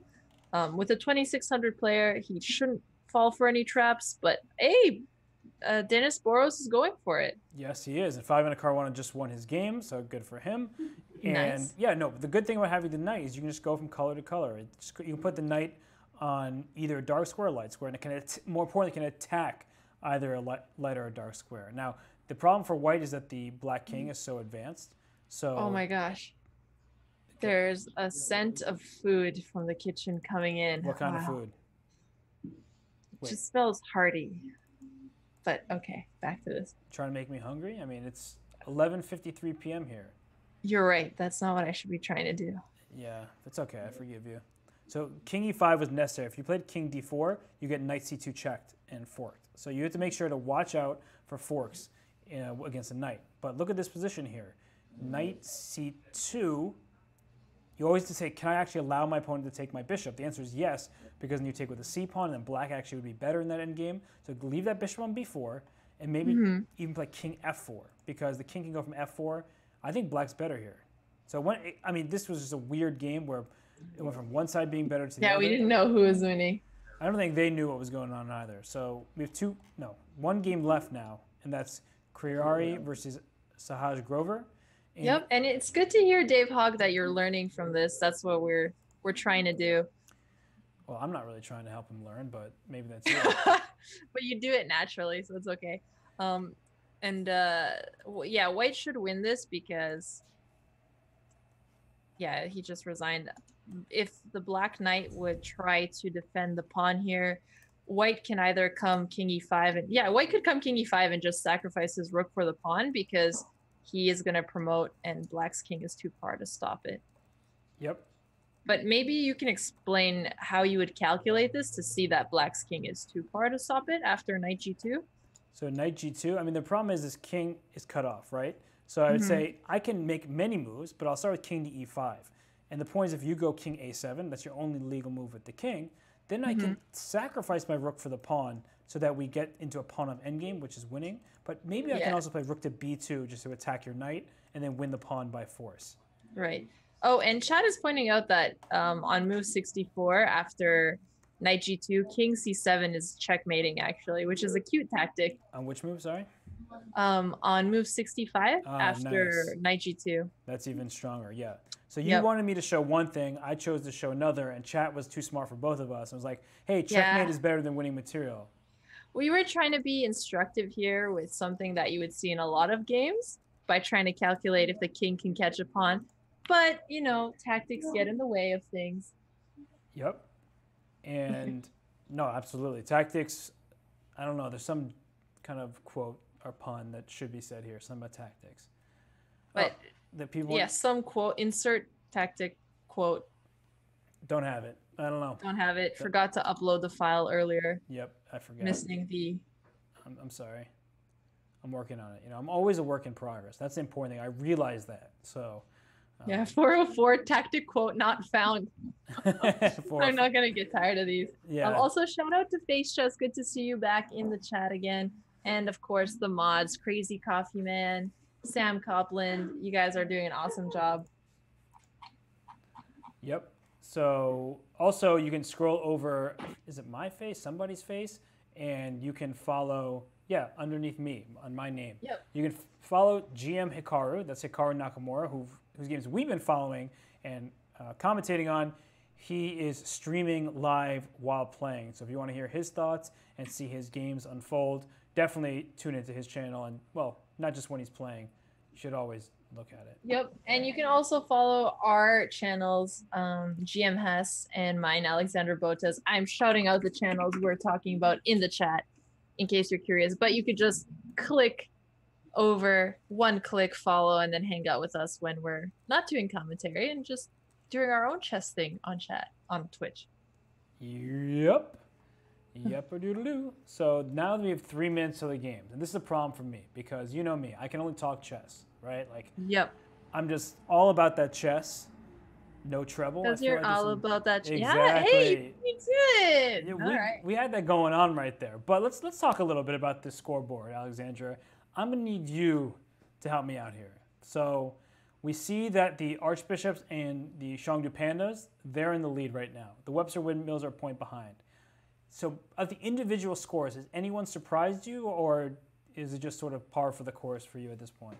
Well, Adly having 0 points. Hikaru has been the top performing player in the Pro Chess League so far. So for him to have 1.5 out of 3 is a pretty big shocker, I think, for anybody. Yep, I concur with that. Let's see. Anton Smirnov has faced really tough competition. So 0.5 out of 3 looks really bad, but he's had tough games. So that's not the biggest surprise here. Let's see. Who else has had something interesting?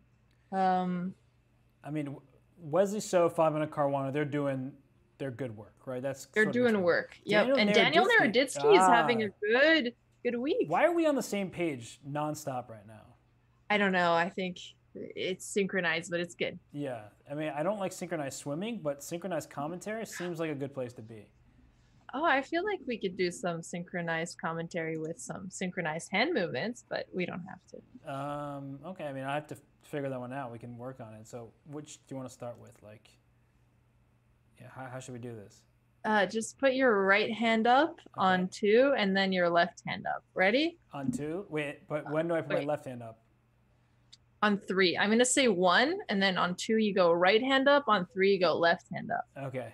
Ready? Yeah. 1, 2, 3. Okay. Couldn't really see either of my arms, I don't think, but I did it. I went for it. I guess we're going to stick to just not unsynchronized chess commentary. Oh, always synchronized, though. Yeah. The words are synchronized. The hand movement's a little bit harder. But what about you? Were you surprised by any results? I am surprised that you're still talking to me. So that's the first thing I would say. But after that, let me think. I think I expected Adhiban to have more than 1 point, and we did just see him lose at the white pieces to Naroditsky. And that's one of the reasons that Mumbai is down at 4.5 points. They're not really performing up to par. But we have seen, unsurprisingly, Manu David Suthandram, whose games we haven't looked at, but whose game is on screen right now, he has 2.5 points, which is, of course, is excellent. Yeah. And he's underrated. And he's playing against the evil bird noodle eating Yun Shanley. So tough competition. Yep, definitely. And she's on the Xiongnu Pandas, and she's 2060, at least when this league, the season was started. So she's also underrated because I believe her live rating is somewhere in the 2100s. We have Daniel Naroditsky and Hikaru. They play matches all. Whoa, Hikaru just played H6 again. No, he didn't. Yes, he did. No, I didn't see it. It didn't happen, right? If a tree falls in the forest and nobody heard it. Go look. You might have a deja vu looking at that. Stop it. Deja vu of Robert getting angry. Stop it. I feel like we've lived through this. Okay, but so I'm trying to justify this. Let me think of the words. You keep talking, I'll think, okay? Yep. So this is what happened before. Hikaru ended up castling on the king side, which was crazy because you don't normally see that in this type of French system, especially since both of White's bishops are pointed towards the king side, and you have a pawn on g5 and h6. So I'm curious to see if he's going to change his strategy here, but I think Daniel Naroditsky might punish him for this. Yep, you said some that are excellent. We can move on now, right? We can go to a different game. Hess is tired. I mean, we can check out another game and come back to this. I am full of energy. I'm alive and well, but I just don't like what Hikaru is doing. Like I mean, you have good reason to not like what he's doing. I think I don't know what I'm enjoying more, the fact that he's trolling or your reaction to it, but they're both high up there. He's going to win this game, by the way. You just know. Yeah, because, okay, he is the better player between him and Naroditsky. Naroditsky's already burned a bunch of clock, which means he doesn't feel super duper confident. Burned a bunch of clock. I like it. Yeah, I mean, he's down a minute on the clock, right? So Yep. Black has a very easy sort of general plan in the sense of go after the e5 pawn. And with the white pieces, you have to think, well, can I actually give that pawn up, or do I need to defend it at all costs? And Right. well, if you want to defend it at all costs, too bad, because look at that pawn. How do you protect it? You don't. Yeah, crickets was the correct answer, so you certainly pass. Because look at this, 3 minor pieces attacking this one pawn, and you only have 1 minor piece protecting, and say you go queen e2, you get your 3rd piece there, but it's not the right order of pieces, so it's not going to be a good thing for white. So knight b3, typical idea to open the position. So if you take on e5 and you take the knight, then I can go f4 and start getting my bishop into the game, and white is looking for the counterplay to kind of make this position work. You know you might lose this pawn at any moment, so what you are hoping for is that your quick activity will be sufficient compensation for the pawn. Yep, and before we go any further, I just wanted to quickly thank FaceChess because he gifted 5 subs to the chess.com Twitch channel, helping support more events like this. So we really appreciate it. Thank you, FaceChess, for that. Hopefully all 4,800 of you guys are enjoying the chess. Come hang out in the chat, say hi to everybody, and come see GMs troll and beat each other. Yep, that's a good way to sum up this league. GMs trolling and beating each other. Well, I looked at Chef's house. That's Ding Liren's position. Interesting question before you go. Just because somebody put this comment on the chess.com game between Hikaru and Daniel Naroditsky, he's upset that Hikaru is playing like this since it's a team event. Do you think he has right to be upset? Is it unfair that Hikaru is playing moves like h6 in a team event? Who is upset? Just someone who is watching. Oh, I thought you were... But as somebody on Hikaru's team, would you be upset to see him play h6? No, if I'm Hikaru, I'm upset that my teammates are losing. So, like, I'm going to play how I want. His team has 4.5 points, right there. Oh! They're in last place. So, he's got 1.5 out of 3, which, of course, is not... not ideal, but he drew against Quang Liem and he lost to Ding Liren. Even if he played a normal opening, he still may very well lose to Ding. Right? Ding is the number 3 rated player in the world. So, I think his teammates have no right to be upset with Hikaru because he's leading the way. That was, I think, my favorite Hess line of the commentary session so far. So, all right, now we can move on to the next game you were saying. Which game was I talking about again? Oh, Ahmed Adly versus Ding Liren. Yep. Yeah, so I saw some ugly pawns, and I was like, okay, I know what opening this came from, but now Black is even on terms of material, but I look at this bishop on g2, and I don't know how that's ever going to have a future, because you need to play f4 and then e5, in which case you shut down your other bishop. And that's the sort of the funny part of having these two bishops. They're great in a sense, or they can control lots of space, but in order to free up one, you have to then kind of constrict the other, which is not a good solution. Right. So maybe he should hold off constricting his bishop for now, especially since f4 and e5 also weakens his king side a little bit, even if it might not look like that from first glance. White is going for the main weakness in this position, which is the c6 pawn. What side would you pick here? Oh, I definitely like White's position. So I was just going to point out that the bishops need some space to breathe, but also look at that knight on d3. That might be a pony that's gone too far. As how are you going to get that out of there? Like, okay, now you might never get that out of there. So yeah, he just took away his knight's return stable. And Ding Liren is also having Wi-Fi issues. He's down on time. This is a little bit tricky. He's just really having position issues. I don't, his Wi-Fi. He's having all types of issues. Yeah. I mean, f4, okay, I guess f4 now was all right, but still don't love that move. I mean, a big issue for White is you can't play rook to d1 because knight f2 check is a nice sacrifice, as this rook on d1 is staring down at the rook. This knight gives a check, forking that rook, and if you take with the queen on f2, you end up losing your rook on d1, and then also you'll lose your rook on c4 after that. So that would be a tragic situation. So f4, rook b8, that looks normal to me.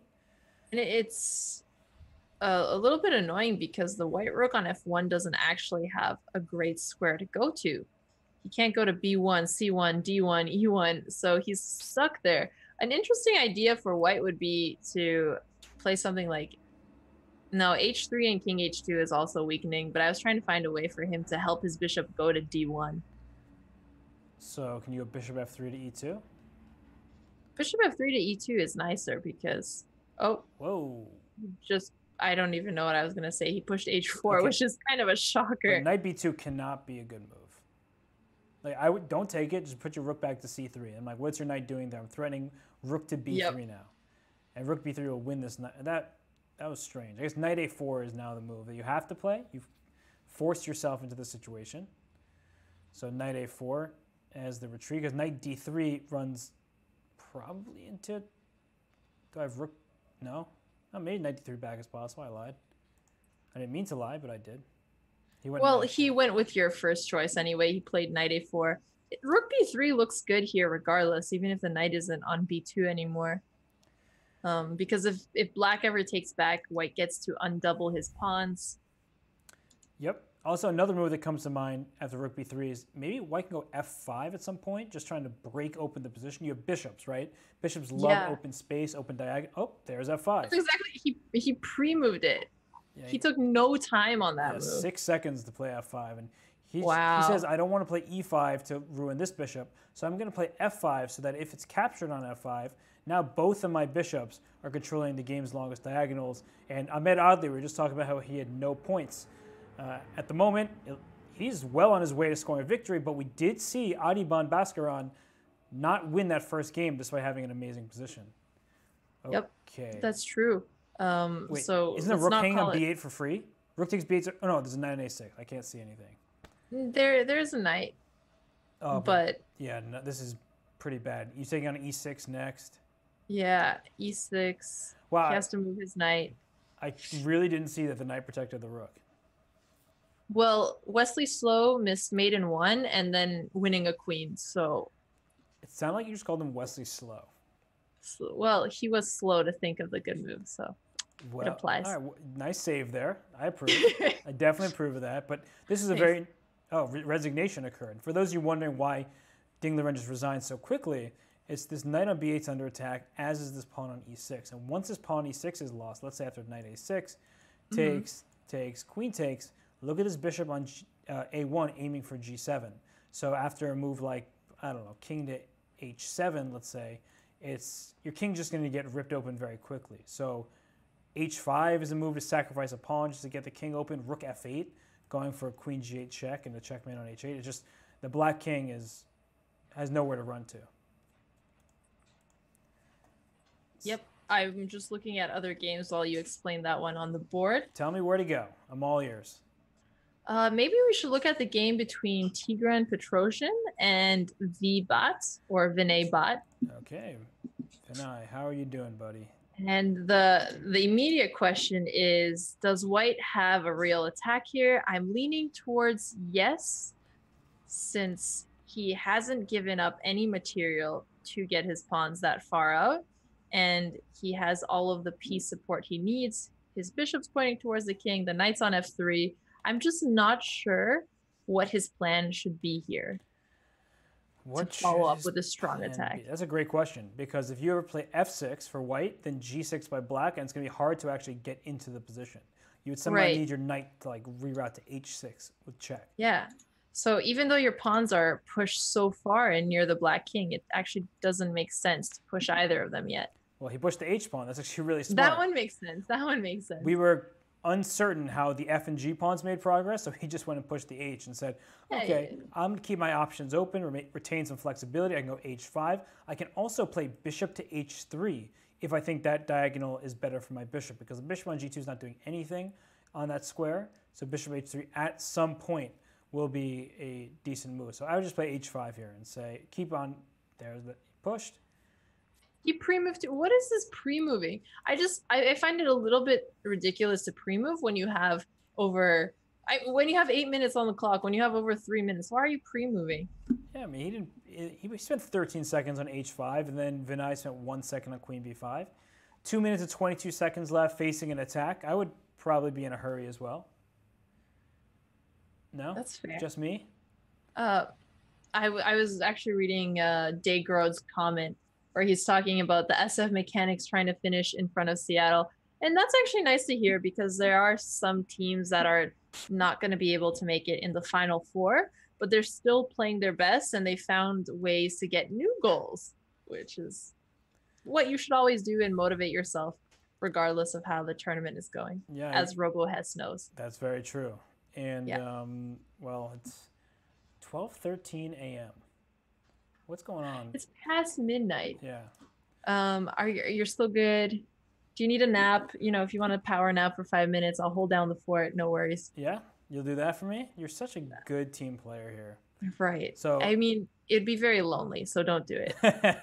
All right, fine. I'll continue talking until I lose my voice. Sounds good. Oh, okay. Well, do you think we should? Oh, we haven't gone back to the Daniel Hikaru game yet. All right. The one that started with H6. Here we are, and Hikaru's better. Yep. So the reason why I feel so confident saying that Hikaru is better is that if we look at the pawn structure, it's 5-on-5, but black has this central mass that's also mobile. And white's kingside mass, like this H pawn, it's not really a mass, it's just one pawn. The two twins. Yeah, the twins over here. But this H pawn is hard to push because the bishop on G3 needs some defense. And if that bishop ever moves from G3, then as black I eye the G2 square. And I think maybe I can push my D pawn and sacrifice it if it means I'm getting this pawn on G2. So yeah, I like what you said about black having a strong center. My question to you would be, how should, not Hikaru, but how would somebody who's learning to play chess think of a strategy here? Because it's not enough to just push the center pawns with E5 and D4. You have to have some piece coordination. Right. No, you're absolutely right. You just don't push the pawns and say, hope this works out. You try to figure out, do I push this E6 pawn to E5 and to E4, or leave it on E5 because from E5 it restricts this bishop on G3 as well. And this knight on A3 is particularly annoying because where is my bishop going to go? If I go to D3, then E5 actually threatens E4, kicking this bishop away from B3, so there's another tempo to be gained. And that's always an important thing to keep in mind. So bishop D1, ultra passivity from Daniel Naroditsky, and knight B5 is, of course, a reasonable response, and there's E5. If you ever push C4 as white to get rid of what looks like a weak pawn, this knight is hopping straight for the D4 square, and I can promise you Naroditsky will not be happy if that knight lands there. I don't think that he's going to continue with C4 for that reason here. But if he doesn't put, okay, so he played bishop F3. Now black has quite a few choices. I actually liked king E6, just bringing the king closer as you want to do in any endgame. Yep, I agree with but you. This must also make sense since Hikaru played it. I just don't want to think like that. I don't want to assume that something is right just because a top player made it, You should never just agree with someone just because they're good. And in fact, this thing called Talk Stoop, and I saw it once in Neil deGrasse Tyson. He was like, hey, what do you go by? He goes by Neil. He's like, I go by Neil. Call me Neil. And it's like, well, aren't you like this brainiac? He's like, well, you should agree with me because the things I say make sense to you, not because I have a PhD in astrophysics. So, I'm going to agree with somebody when they got a PhD in astrophysics because I don't know anything about astrophysics, but I still That was a great quote. That was a great quote. Yeah, I butchered it a little bit, but you get the point. Yeah, for sure. So how do you think the position has transitioned since when we first looked at it? Are Hikaru's winning chances better or worse here? Probably worse. I don't like you said earlier, that his D4 move felt a little bit too soon. And I thought king E6 was better back then, just to delay that progress. Instead, he rushed it a bit. And now look at Naroditsky, the timely B4. If you take on B4, I can just take back with my rook, and now your knight is feeling loose on the D4 square. I can put my rook on A4 to attack A7, and it seems like white is getting plenty of action in this position. It just looks quite solid. Yeah, I'd be surprised if Hikaru ends up winning this game, which is a bold thing to say. Finally, a prediction that doesn't match up with the ratings. Yeah. Wesley So just drew his game against Diptayan Ghosh. Diptayan Ghosh, yeah. Why did they agree to a draw here? Well, pretty early on also, which is surprising. Yeah, I guess Wesley was worried about his b pawn. And the fact is, like, if you go b3, maybe rook c1, and they're just going to start trading rooks off the board. But I would have played on if I was Wesley. You're the better player. Doesn't seem like there's a tremendous amount of risk here, but I can see a future potentially where you lose your b pawn, and then you're like, okay, well, now I'm going to have to defend a pawn down with the outside pass pawn, and he instead just agreed for a draw. But I don't know. Got it. I wouldn't have done so. And what about Fabiano's game against Adhiban? We haven't looked there yet. I really like Fabiano's rooks in this position. They're the first thing that stood out, and now the pawn on d4. Black has 2 knights blocking the d file, so he cannot protect it as easily as you'd think, especially since the knight can't go to f5 because of bishop takes f5, and it can't go to b5 either. Yep. Oh, this is not looking great. Bishop is dominated by the enemy knights. The knight on d6 is great. The knight on f6 can go to d5 and then to c3. Well, rook takes c7 runs right into a whammy of knight d5 because f7. Oh, okay. So you think Adhiban's position is better here? Yeah. Got it. When I first looked at it, it seemed like White's rooks were so active and that it would be hard for him to develop that I was leaning towards Fabiano, but I see the plan you're pointing out here. Yeah, I just think that some of the pawns are also weak, the b3 pawn in particular. So now if you take on c4 with the pawn, you lose a4. If you take on c4 with a rook, I'll put my knight on d5 probably. And no, maybe you're right though. And there's definitely some clear play for White here that's... Okay, I did not like that. Oh, Chespe, good to see you. Hi, Alexandra and Robert. Just over here to say hi. We appreciate it, Chespe. We know you're busy holding down the fort in Hikaru's streams, so it's good. Hey, Chespe. We appreciate you stopping by. What is going on in this game? So there's a knight sacrifice coming. If you go rook e4, trying to win my knight on d4, then I'm going to go knight f5 check. So rook e4, knight f5 check. You take me. I queen g5 check you. Pokemon. King you take me. I check you. Yeah, something like that. And down goes f6 at the end of this. So it looks like... Whoa. So Fabiano looked like he just found some tactical way to get out of the worst position here. We're not sure if it works yet, but queen g5, knight h6 looks very scary here. Yeah, queen h... Now, why didn't he... So he didn't take here, but now queen g5 still looks problematic for black. And white is even a material. And to me, it just looks a little scary to have the black side of this position. Queen g5 just taking over some of these loose, dark squares and attacking this knight on f6. So queen g5, I guess you go rook b6 is the only way to protect this knight through the other rook. And then I can even just go rook c5 back and say, I'm going to take your a5 pawn and play it slowly, play it comfortably. So okay. Well, they listened to none of my suggestions here. Well, they should have. I mean, it's looking very good for Fabiano here because he's gonna grab either some pawns or isn't queen g5 check win? No, it doesn't win. Yeah, because there should be a discovery check. No, but there's no discovery check. Yeah, so if you went to f8 here, then rook takes f7 check, hits this queen on here. Oh, they don't have much time, so let's get to the live position. I can show all the discoveries later. So queen f5. Now rook takes f7, followed by queen h7 mate is going to be a problem. So just when rook takes f7 lands on the board, or yeah, rook takes f7 just leads to mate. Rook a1, king h2. I was just going to say there's no perpetual because after queen d6 you can block with g3. It's a very important move here. Queen e5 check forces king g8, and then queen e8 is check and mate.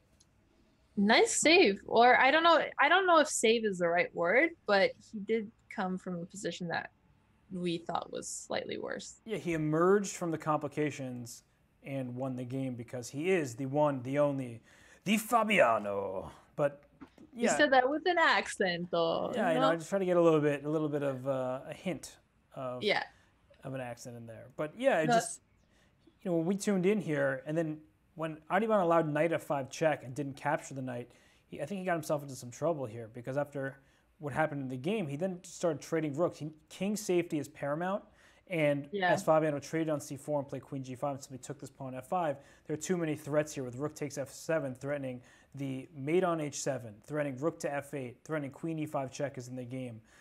With the rook on the 7th rank, you can also have back rank checkmates. It's just pure domination of Caruana's pieces over Adhiban's. So it was a nice victory. So St. Louis is going to continue with the lead in the Battle Royale so far, and they've been playing very well. They definitely deserve it. I think we should hop on over to Tigran and Vinay's game again. Whoa. Seems to be pretty exciting. Time pressure on both sides. Tigran does have that pass beep on, and he's trying to trade off queens since he's up material here. And if you trade queens, then white's just going to win easily because that b pawn's going to roam free. Now, I want to play knight f7 check. So queen a2 is the first move that comes to mind. But then a knight g4 check happens, and I might lose my bishop on e3. So this is knight g4 check is an annoying threat. Right. So bishop e2. Knight g4 check, yeah. So maybe he can move his king first to get rid of that check and then play queen a2. Yeah. Or bishop e2 makes more sense. Yeah, let's develop that. Yep. So now piece. Queen takes d6. There it is. Aw, he blundered. Well, he was in such a bad position. It was lost already. It makes sense. Yeah. He just tried to find a move. Vinay will resign here. Okay, or not. He should resign. It's not too early, I promise. Just knight c4, winning the e5 pawn. And you're down a piece and a pawn. b5, b6, b7. Looking good. Okay. I think Anton Smirnov, he's going to lose. He's down 3 pawns. He's down 3 pawns? He's down 3 pawns in a rook endgame. Quang Liem has 17 seconds, but he should be able to hold this. It's a bit of an interesting endgame here. Is there something that's being missed? Is there a perpetual? Oh boy, no. This is a rook pawn endgame. This is actually rook f3 check. He's in check forever. Wait. No, but the king can get closer to the rook. Yeah, it's winning. So king d2. Yeah. a4 now. And then you put the other pawn in h3. So you can protect both of your pawns, essentially. Also, you don't even need your h pawn anymore. If you just push your a pawn down and then bring your king over, that should also be sufficient. I love this comment. Robert Hess, so knowledgeable. It blows my mind that there are better chess players that exist. Me too, Fly. Me too. I mean, sometimes I just pretend to be knowledgeable, you know? You know what I mean? Yeah. Just like... I mean, the real reason that Hess isn't playing in the Pro Chess League, and this is the first time I'll say it and the last, so keep it a secret, is that it would be considered engine assistance. So I don't think that's it. I'm pretty sure it's because I commentate and they're like, there's a conflict of interest here, so you cannot play and commentate. And I'm like, well, I'm really just interested in helping people learn chess. So if I play and they see my mistakes, that feels like they can learn from that too. But alas, wait, rook f2 check. He blundered his rook. Oh my god, wait. Oh, he takes all the pawns. Oh, I love it. I was just like making jokes, and he made a joke out of his position and blundered his rook. Yeah, he sure did. So, okay, we're in this position here with rook f3. He went rook a2, which of course is a terrible move. But he was a bit flustered. And the reason why is this rook checks from the side, and this black king has some real trouble. And like if you see here with rook f2 check coming, so if he goes king to c2, like if he runs his king this way, then this rook comes f2 check again, and okay, you should eventually touch this rook with your king. So rook f3, king to e4, and then you can finally push your pawn, because what happens if you continue to take a side defense, after a2, I can throw my rook away with rook h1 check, and you can't stop me from promoting then. So that's one thing you have to keep in mind. Hey, the ambulance are coming. No, they are coming for that blunder. Wait, there's another game going. Oh yeah, let's go quick. Sorry. NM Josh Bloomer, Rakesh. Well, white barely has any moves, but it's losing, it looks like. Just king e1. There's the ambulance. I hear it. Should I get the emote? Oh, face chess using my emote before I could do it. Face chess is too fast. Face chess got it going on. All right. Well, Josh is going to win this, and he just won. Josh Bloomer. Yeah. Beating Rakesh Kulkarni. But so which game was it looking His at? profile picture reminds me of that photo you took to test your webcam once, and then it's the only photo you had on your computer. Felt like you should upload one in PCL. You're really good at analyzing like what people's photos are like. I'm approve 100%. Yeah, thanks. Okay. So should I go back to that teaching moment? Yes, go back to the teaching moment. All Sorry. Right. In a moment like this, some robos teach some chess. Right? Is that how that goes? That song? That was good. That was good. Okay, so where was I? I was over here. So yeah, if you put your rook on f2, once a2 happens, you can't stop me from giving you a check on h1, or if your king goes to g2, I'll give you a check on g1, whatever, and then I get a queen, because you need your rook behind the pawn once it gets to the your seventh rank, so the second rank in this case. So instead of playing rook to f2, you would put your rook on a square like b3, so that if a2 happens, I play rook a3, and now we're actually in a theoretical draw. And the reason why this is a draw is this king. Oh yeah, this is such a nice position. Yeah, you can actually put more black pawns. So if I gave black like 2 more h pawns, you're still not going to win. And it's the shame of rook pawns in a rook endgame, right? This is rook pawn because it's on these squares. But the rook on a3 holds because the only way you can move this rook away from a1 is if this pawn is protected on a2. Otherwise, you lose it. So if you go rook b1, I simply take your pawn, and you're left with 2 other rook pawns that aren't doing anything. Right. And what happens if the king gets too close to the rook? Yeah, so you try to bring your king over. I'll put my rook, let's say I move my king over, you do this, I do this. And now it's important to note that, let's say this king was already on b4, putting your king on f2 is the first way to lose the game, because now I can give up my pawn if it means I can give you a check from exactly what happened in the game, honestly, very similar. And I put my rook to h1 because now I'm threatening to get a queen. And if you take my pawn, then I have rook h2 check.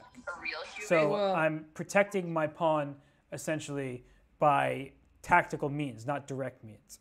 So if I bring my king to b3, as soon as my king touches my passed pawn, you give me a check from behind the king, and you keep checking my king away, right? You can check for all these files, and let's say the king, we can check the king away after a bit. We can swing our rook right back behind this pawn until you can't make any progress. So that is why... This was Endgame Time with Robert Hess.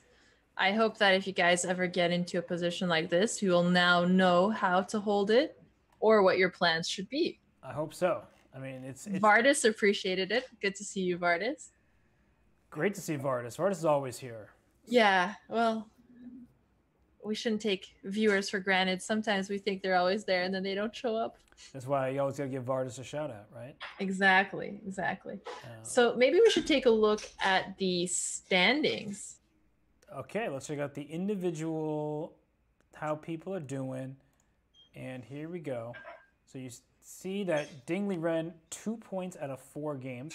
He just lost to Ahmed Adly. So same as Hikaru Nakamura, our 2700s are not having their best day. Yeah, because Nakamura held to a draw by Naroditsky there. And if you look at the scoreboard, honestly, there's a pretty close bunch from 2nd to 7th place there. I know that the Sluggers are down 2 games in the Pandas, but that's not an insurmountable lead by any measure. So the Sluggers, let's say they beat one of the teams directly in front of them, they're playing catch-up. And, okay, the Archbishop seem to be running away with it. It helps when you're 1,800 on board. Actually, so he's 1,800 FIDE, it looks like, but his U.S. chess rating is over 2,200 because he's National Master. So it's misleading. Yeah, it definitely is. It's just so hard to get the ratings right. But Fabiano's doing incredibly. Ray Robson is doing incredibly. Mm-hmm. And the games have started. I'm just trying to... Any predictions for the Hikaru Fabiano game? Oh, that's right now? Yeah. My prediction is I'm going to stay on that game and not going to change it at all. How's that sound? You're not going to change it at all? Yeah. So everybody who's watching here, we're only watching Why this is Hikaru not playing? I just went to his stream and he's talking and his time is running. So either he's not looking at the game window or he is disrespecting his opponent because he's been playing h6. Now he's just going to let himself go down to like 2 minutes and try to win. I'm trying to hear what he's saying. He's just talking about what they need to do, and Chad is yelling at him to play. Oh, so he's trying to say, like, my team needs to do better? Yeah, and... he's like, we need to, like, beat Delhi, and we're doing pretty well, so, but he's just not moving. All right. He's thanking people for subscribing. All right, so we're going to go to a different game. Oh, he moved. As soon as, look at that, he's listening. As soon as I said... Oh, it's my move. Sorry. No, he didn't know. He didn't know. Oh, okay. NYC Sorry, Micah asked, can anyone explain how the points work in Battle Royale? Okay, so all teams, so right now we're watching the Seattle Sluggers play against the St. Louis Archbishops. And this is board 1 for Seattle, Hikaru Nakamura. Board 1 for the Archbishops, Fabiano Caruana. Board 2 plays board 2, 3 versus 3, 4 versus 4. You get 1 point for a win, half a point for a draw, no points for a loss. So just like typical chess, and you just add up all your team's points. And so we see that this is the board 1 matchup. Wesley So is board 2 for the Archbishops, playing board 2 for the Sluggers, Tigran Petrosian, not the former world champion who is deceased, but this is Tigran Petrosian, part of the Armenian chess boom that was led by the one and only Tigran Petrosian, the former world champion. So Wesley So with the white pieces, looking great here. Humongous center. We love to see this kind of central pawn structure, but with the black pieces, you're not actually that concerned because it's not clear how to continue improving your position as white, and you do have some good control over the light squares. You've given up the dark squares, where there's massive pawn chain on b2 to e5, but light squares, you have control over many of these light squares in return. And that's just what happens when you start pushing pawns. Yep. And that's pretty common of these types of openings where white is able to get the center very early and black instead looks like he has a lot less space, but his pieces are on very strong squares, especially with the bishops on b7 and g7. You see that in a lot of positions like these. Yep. The knight on h6. So normally we say a knight on the rim is dim. Yeah. And a lot of times when you see a knight on h6 or a knight on a6, it's trying to go to the f5 square. That doesn't look ideal since he has g4, which is another thing he's stopping. He's not allowing g4 right away. But Robert, would you say the knight on h6 is placed well or placed poorly? Well, I don't think the knight is dim. I think people are just needlessly insulting a knight on the side of the board. And on a serious note, I think people actually get scared, like especially for players who are just learning and just starting to improve. There's literally an ambulance sitting outside my apartment, like outside my window over there. Oh my gosh, we have to go to Hikaru's game. Okay, let's go to Hikaru's Forget game. everything I said. You got to go there. Oh, this is all theory.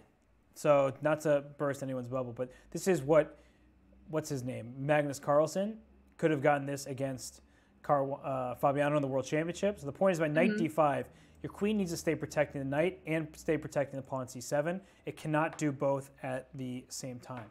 So that's why knight d4 comes in, attacking the enemy queen in return. So then knight takes queen, knight takes, and we're at a very... Well, this was some pretty lit theory. I mean, by pretty lit, you mean extremely tame and unentertaining for our nearly 5,000 viewers? Then I completely agree with your definition of lit. I'm out of here. You're gone? Did I just kick you off the stream by accident? Oh my gosh. My bad. I mean, I'm just... I respect you over here. I'm just saying. Oh, that's okay. It made me laugh. Let's go back to the other game. Let's talk about the knights. All right, let's get away from this game because look at this.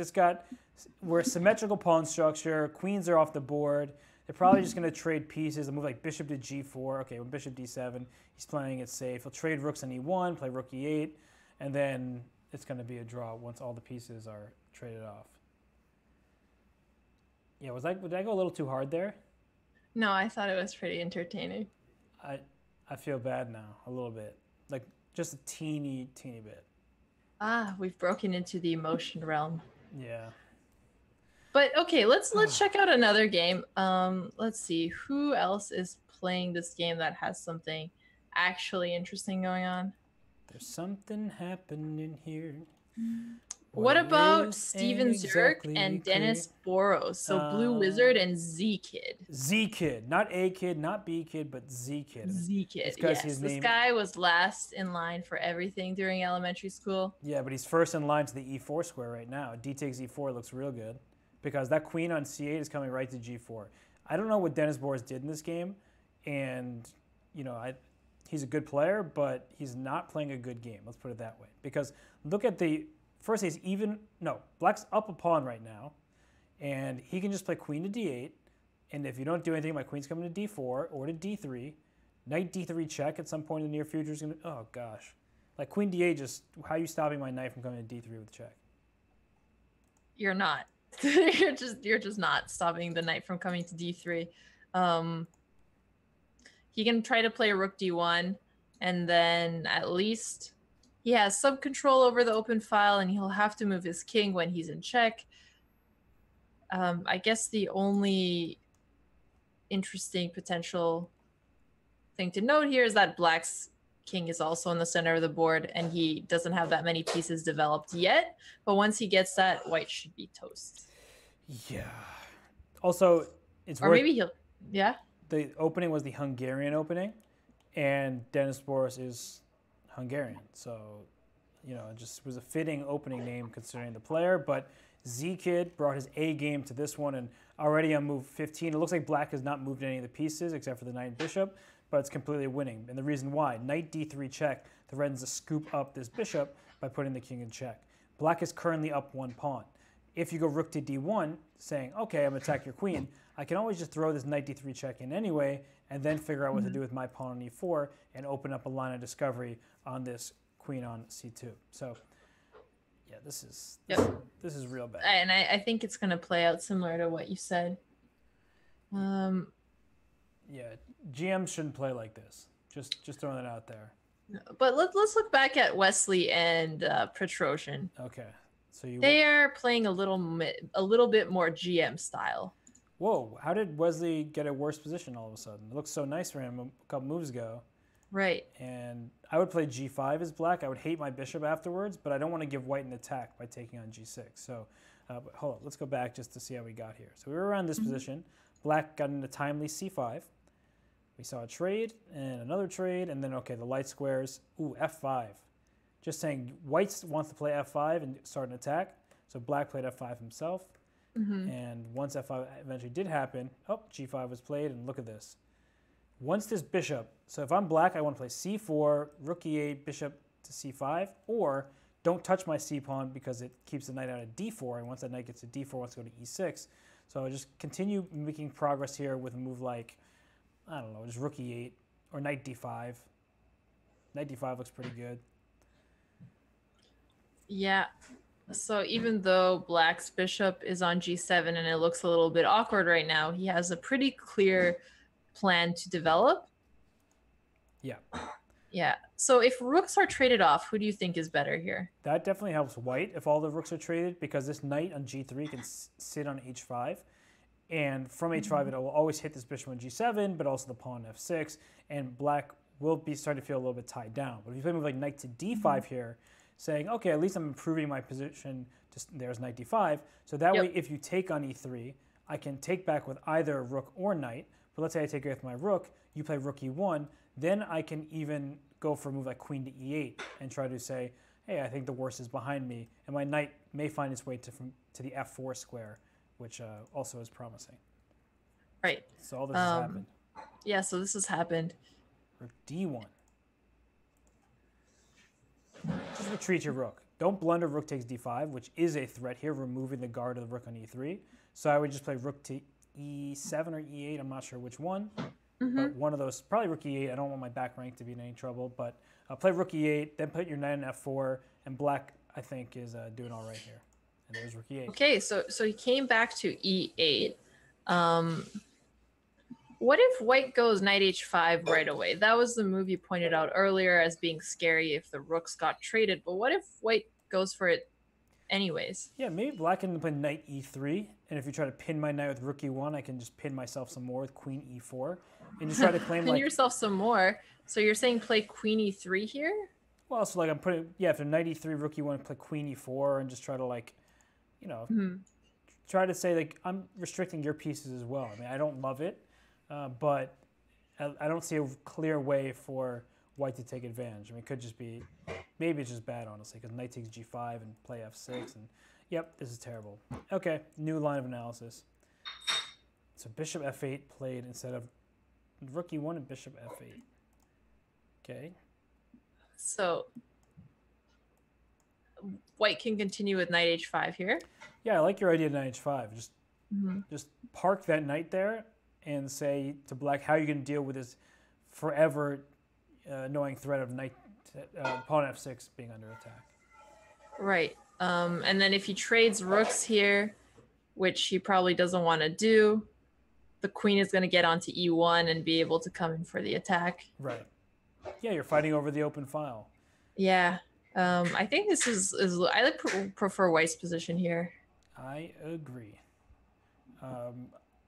So also, can we go over this game between Ahmed Adly and Adhiban? Because We certainly can can. you tell me where Adhiban's queen's going?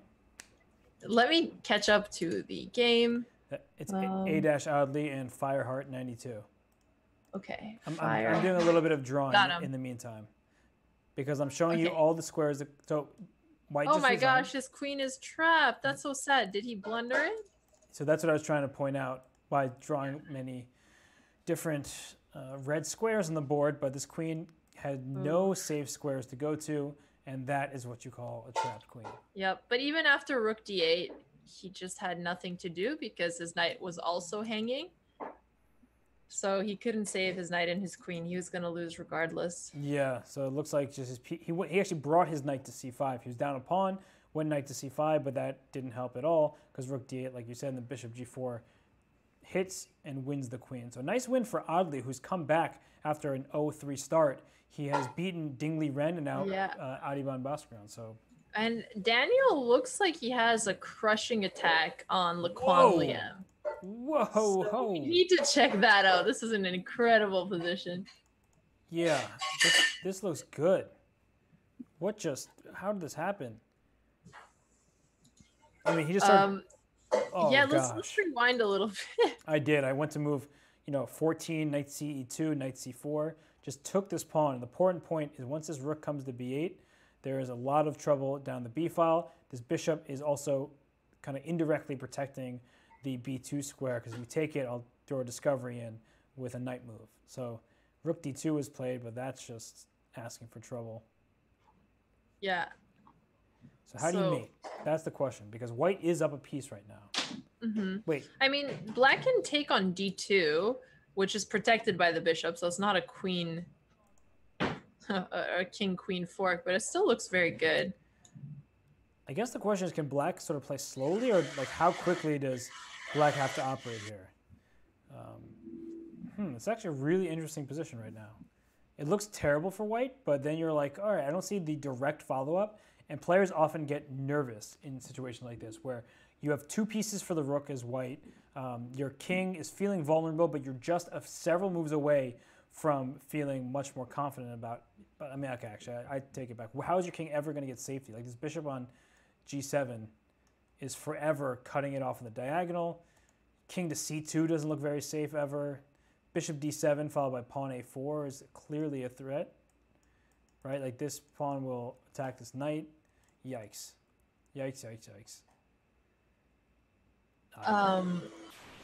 Yeah, it looks like Daniel Narodzewski is going to do some cleaning in this position, much like in the background, which I'm sure it's going to stop at some point. Someone goes, they're putting whipped cream on the ice cream. I can hear it. Is that whipped cream on ice cream? I wish it was, because then there'd be some bright side. Well, Mr. Brightside is a good song that people appreciate. So there's always that. Okay. Yeah, I'm not sure if it's very loud. No, it's good now. Don't worry. Okay. Whatever might be loud, your personality outshines it and is louder. So let's go. Aww. All right. Well, did they just make a move here? Nakamura and Caruana, surprisingly, cough, cough, sarcasm, drew their game. Completely uninteresting game. They didn't give us the fight that we were all hoping to see. The most boring one that you said.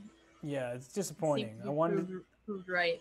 I wanted to see some exciting chess there. Okay, so Narodzewski, how are you going to put this one away? I might, if I were you, play rook a4, queen a8, and then mate along the a file. Something like that. Bishop a4. Don't like that move. Rook c1 would be my immediate response for Quang Liem. Okay, it still looks good for Black, by the way. But I like trying to take over the a file more. So rook c1. Oh, sigh of relief. You feel better now? Yeah. Okay, just checking. Much better. Okay, we're good. I can now focus again. Where Queen G4, that's an interesting move. I guess Rook C4 is the only move that I see here. Just attacking the queen, protecting H4, something like that. Because again, I don't really want to... The problem with losing H4 isn't as much the pawn, is like the queen will come back to F6 and try to mate me again. So I don't really want that to happen. Oh man, I'd be surprised, but after Rook C4, what can Black try to do there? Well, if you go Queen D1, I go Rook C1 back, and I think we're just following each other. Right, no, so that doesn't work. Where else can he move his queen to D7? But then I go Rook and you C7. play Rook C7, yeah, exactly what you've been playing. So this is actually happening right now.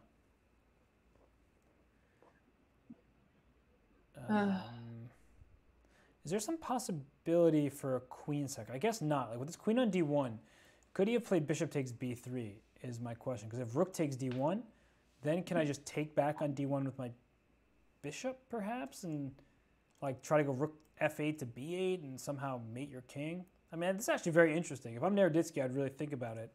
But it also depends how his team's doing in this match. Because, you know, let me see. His team is... Right. They have 7. Oh, they have 7.5. They are tied with the Seattle Sluggers. We saw in chat earlier that somebody was saying how David Peruz, their team captain, noted that their goal this matchup was just to do better than the Seattle Sluggers. So, hey, at least they're close to their goal. Yeah, I mean, sometimes you risk it to get the biscuit. And here, if I'm Naroditsky, I'm certainly thinking about this kind of queen sacrifice. These are not my pieces, so I'm totally down for it to happen, even if it's bad. But it looks at least entertaining. Yeah, for sure. And it's funny because in the chat with Daniel Naroditsky and Quang Liem on chess.com, there's people always saying, oh, they're so stupid, but the word that starts with an I. And it's just so obnoxious when you have top players. Nobody plays perfectly. Come on. I mean, it's just hilarious because the people who say this stuff are obviously not nearly as good at chess. Yeah, exactly. They probably have like engine lines on. Oh, it's so obvious. Yeah, don't feed the trolls. Yeah. That's what I've learned a long time ago. He's the sack his queen. He's doing it. Bishop takes B3. Bishop takes B3. Let's go, Danya. He's doing it. I'm telling you. I feel confident in Danya's ability to sacrifice his queen here. Bishop takes B3. Rook takes D1. Bishop takes D1. I could even maybe take on A2. I don't know, like Bishop A2 check. King C2, 1, 2. No, then I have check on C8. I mean, that's scary as well.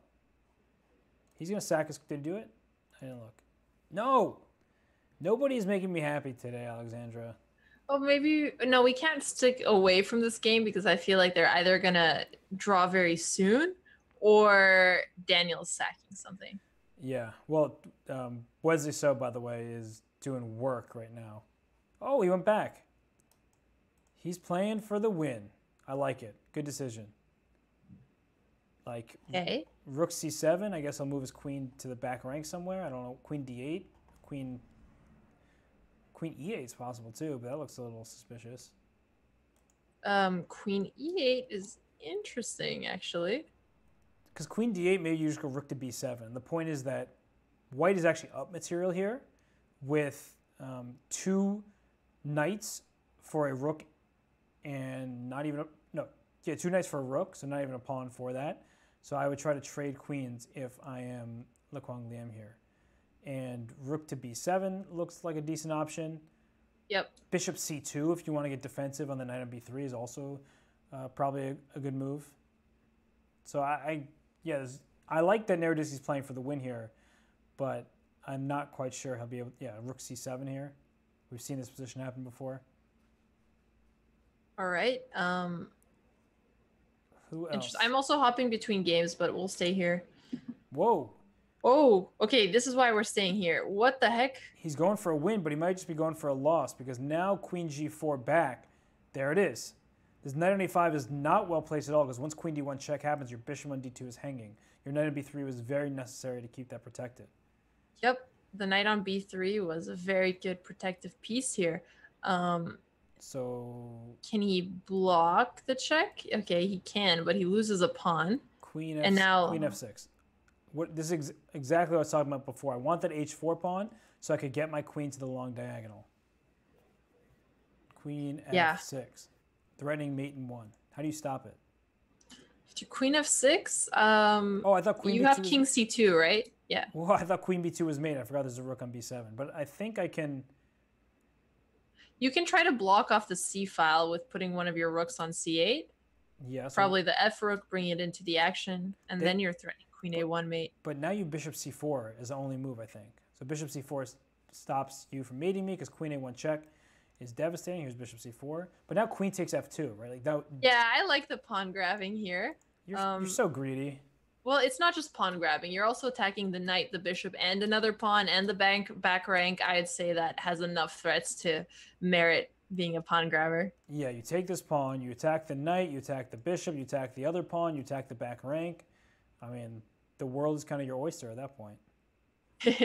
Yeah, it's definitely Daniel's oyster here. Oh, was not expecting that move. Why were we not expecting that move? Because... Just put your queen on the b file if you're white. Queen b4. Well, but black can still take on... Your rook's hanging, though, on b8. That's the big problem. No, sorry. After rook takes b7. I'll take with my queen. True. Whoa! Okay, moves that I'm not expecting at all. So now take this rook on b7 and take on f2. Just go back to your original plan. Yep. The original queen plan. b2 there check. We go. Wins the knight on b7, actually. Okay. Queen d4 check. Go queen d4 and take the bishop. Don't take the knight. You're changing your mind about what black should take here. No, the bishop's definitely... You can also take on c4. Yeah, that's what you're just pointing out. Yeah, this is the better piece to take. That was protecting the king. Now just play rook a4, pin the knight, take on a2. Just mop up here. Wow, Naroditsky is... Okay, this also has to be good. Queen... Okay, queen c4 looks good. Rook b2, threatening rook b1 check. There's probably another good move like, okay, rook b2. Queen d3, just slowly close in and suffocate that king. Yep. Now what? So now black can collect pawns and continue threatening checkmate on the back rank. Rook takes f2, just keep collecting. Yep, continue collecting. Naroditsky the collector. Yikes. Everything went downhill very fast. There you go. He's just collecting. His queen has to move now. That's okay. So he's up now enough material that he's happy camping. Yeah, you can even play queen g4 or trade the queen. Rook takes d2, hangs the queen. So that was not a good look for the Quang Liem. Yikes. Naroditsky, what a legend. How many points does he have? Too many. He's been killing it. I think he won all of his games except for one draw against Hikaru. No. Okay, we're going to stay on this Multan Zhao ending. Well, that's just going to be... So, yeah, Daniel's doing as well as Caruana. They both have 4 points, so now Daniel has 5. Daniel's 5 points? Yep. And we're in our 6th game. He's got 5 out of 6? Or 7th game. Wait, no, this is the last round then? Nope, 6. Wait, so Naroditsky has 4 out of 6 or 5 out of 6? He has 5 out of 6. Are you kidding me? Nope. How in the world? He's been playing amazingly today. Yeah, I mean, he's a legend, but whoa. Are you serious right now? Let's check out the scoreboard. Naroditsky, it hasn't been updated yet. I see 4 there. Yeah, it hasn't been updated yet. Okay, well, he's a beast. Wait, they've only played 5 games. Hang on. I lied. I did the math wrong. They played 5 games, haven't they? Because Hikaru is 2.5. Everybody is saying something different in chat. Okay, I'm just gonna wait for it to get updated. Yeah, I quit. Okay, well, he's doing very well regardless. And let's hop into the last game quickly. Ray Robson and Vinay Bhatt before it ends. Oh, wow. I had the game between Momentine and Bonnie Lee X open. But yeah, the other game might be more interesting. Actually, I'm not sure which game is more interesting. But let's go to the Vinay Bhatt game because you met... Oof. Ray Robson cruising here. Rook A1, F3, F2, or G2, doesn't matter. Okay, I think Vinay is going to resign soon, and then we can hop on to the last game. Yeah, you can hide his king on G2 and then get a queen. Okay, sorry. He has 4 out of 5. My bad. Yeah, it's okay. I thought it still had to be updated. No, you're totally cool because I was hoping it was around 6 as 1 in the morning. You know, for me, so the closer it is to around 7, the sooner I get to pretend like I'm going to go to sleep. Your hopes up here. But hey, Yoon Shanley, Yoon Shanley is not going to be able... she blundered that pawn. It actually looked like she was making legitimate progress to like hold the game. And then she Knight pushed the pawn too d4. far. No. The king b4. Knight d7 check. Win the e5 pawn. No! Knight d7 check. Still knight d7 check. Win the e5 pawn. No! Ah! Yeah, if she takes the pawn, this is hard for white to win. Yes. Do it. Next. No, now it doesn't work man. because the king is the f5 square. And the knight protects it.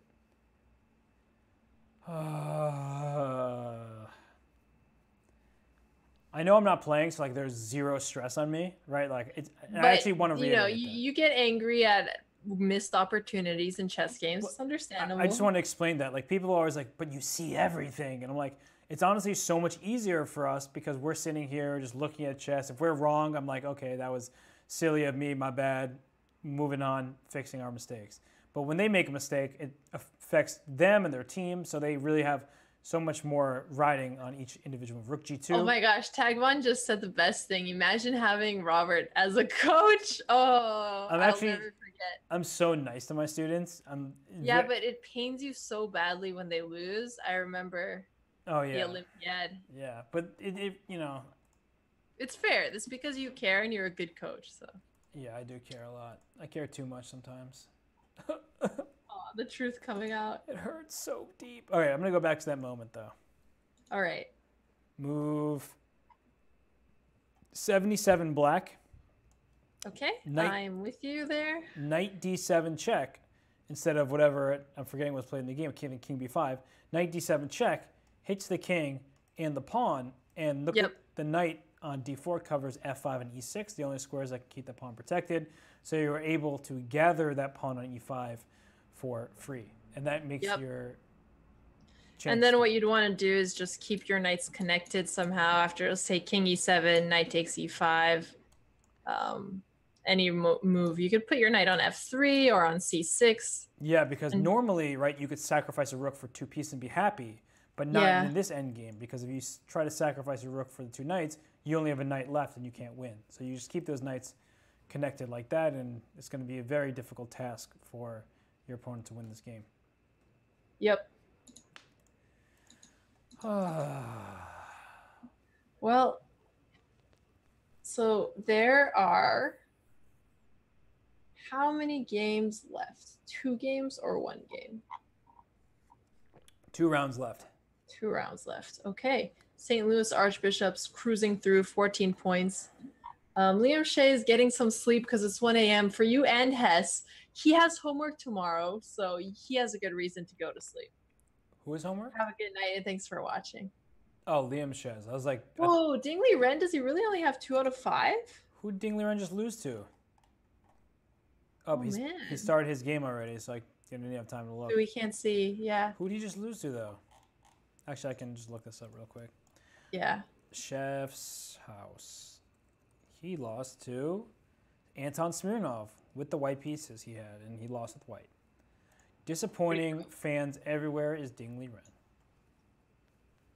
Hey, everybody has bad games. Yeah, that's pretty true. Cash Mankey, I want to see a game with a fortress because I just read Digital Fortress by Dan Brown. Oh, I saw that article. It looked interesting. I didn't look at it yet, but I'd like to. Dave Hogg, I have to be covering NHL morning skate in 9 hours, but I'm not going to sleep until this is over. Way to be, Dave Hogg. Way to be.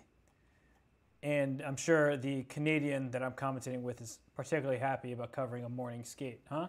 Eh? Of course, eh? I love the A. Okay, I do too. It's a Canadian specialty. So which game do you want to start with? I'd recommend one, but I'm worried you're just gonna destroy the choice and say how that opening is boring. So I'm gonna look for a Petrov. I saw Hikaru played some H6 stuff, but I want to give a shout out to NY Marshals. That's, I believe, the account of the New York Marshals that are playing in the Pro Chess League and saying martial attack. So clearly wants us to stay on this game because it stemmed from a martial attack. Oh, where should we go? You tell me where to go. I don't care what you think. I just want you to tell me. I kind of want to pick a really boring game just to see you in pain a little bit.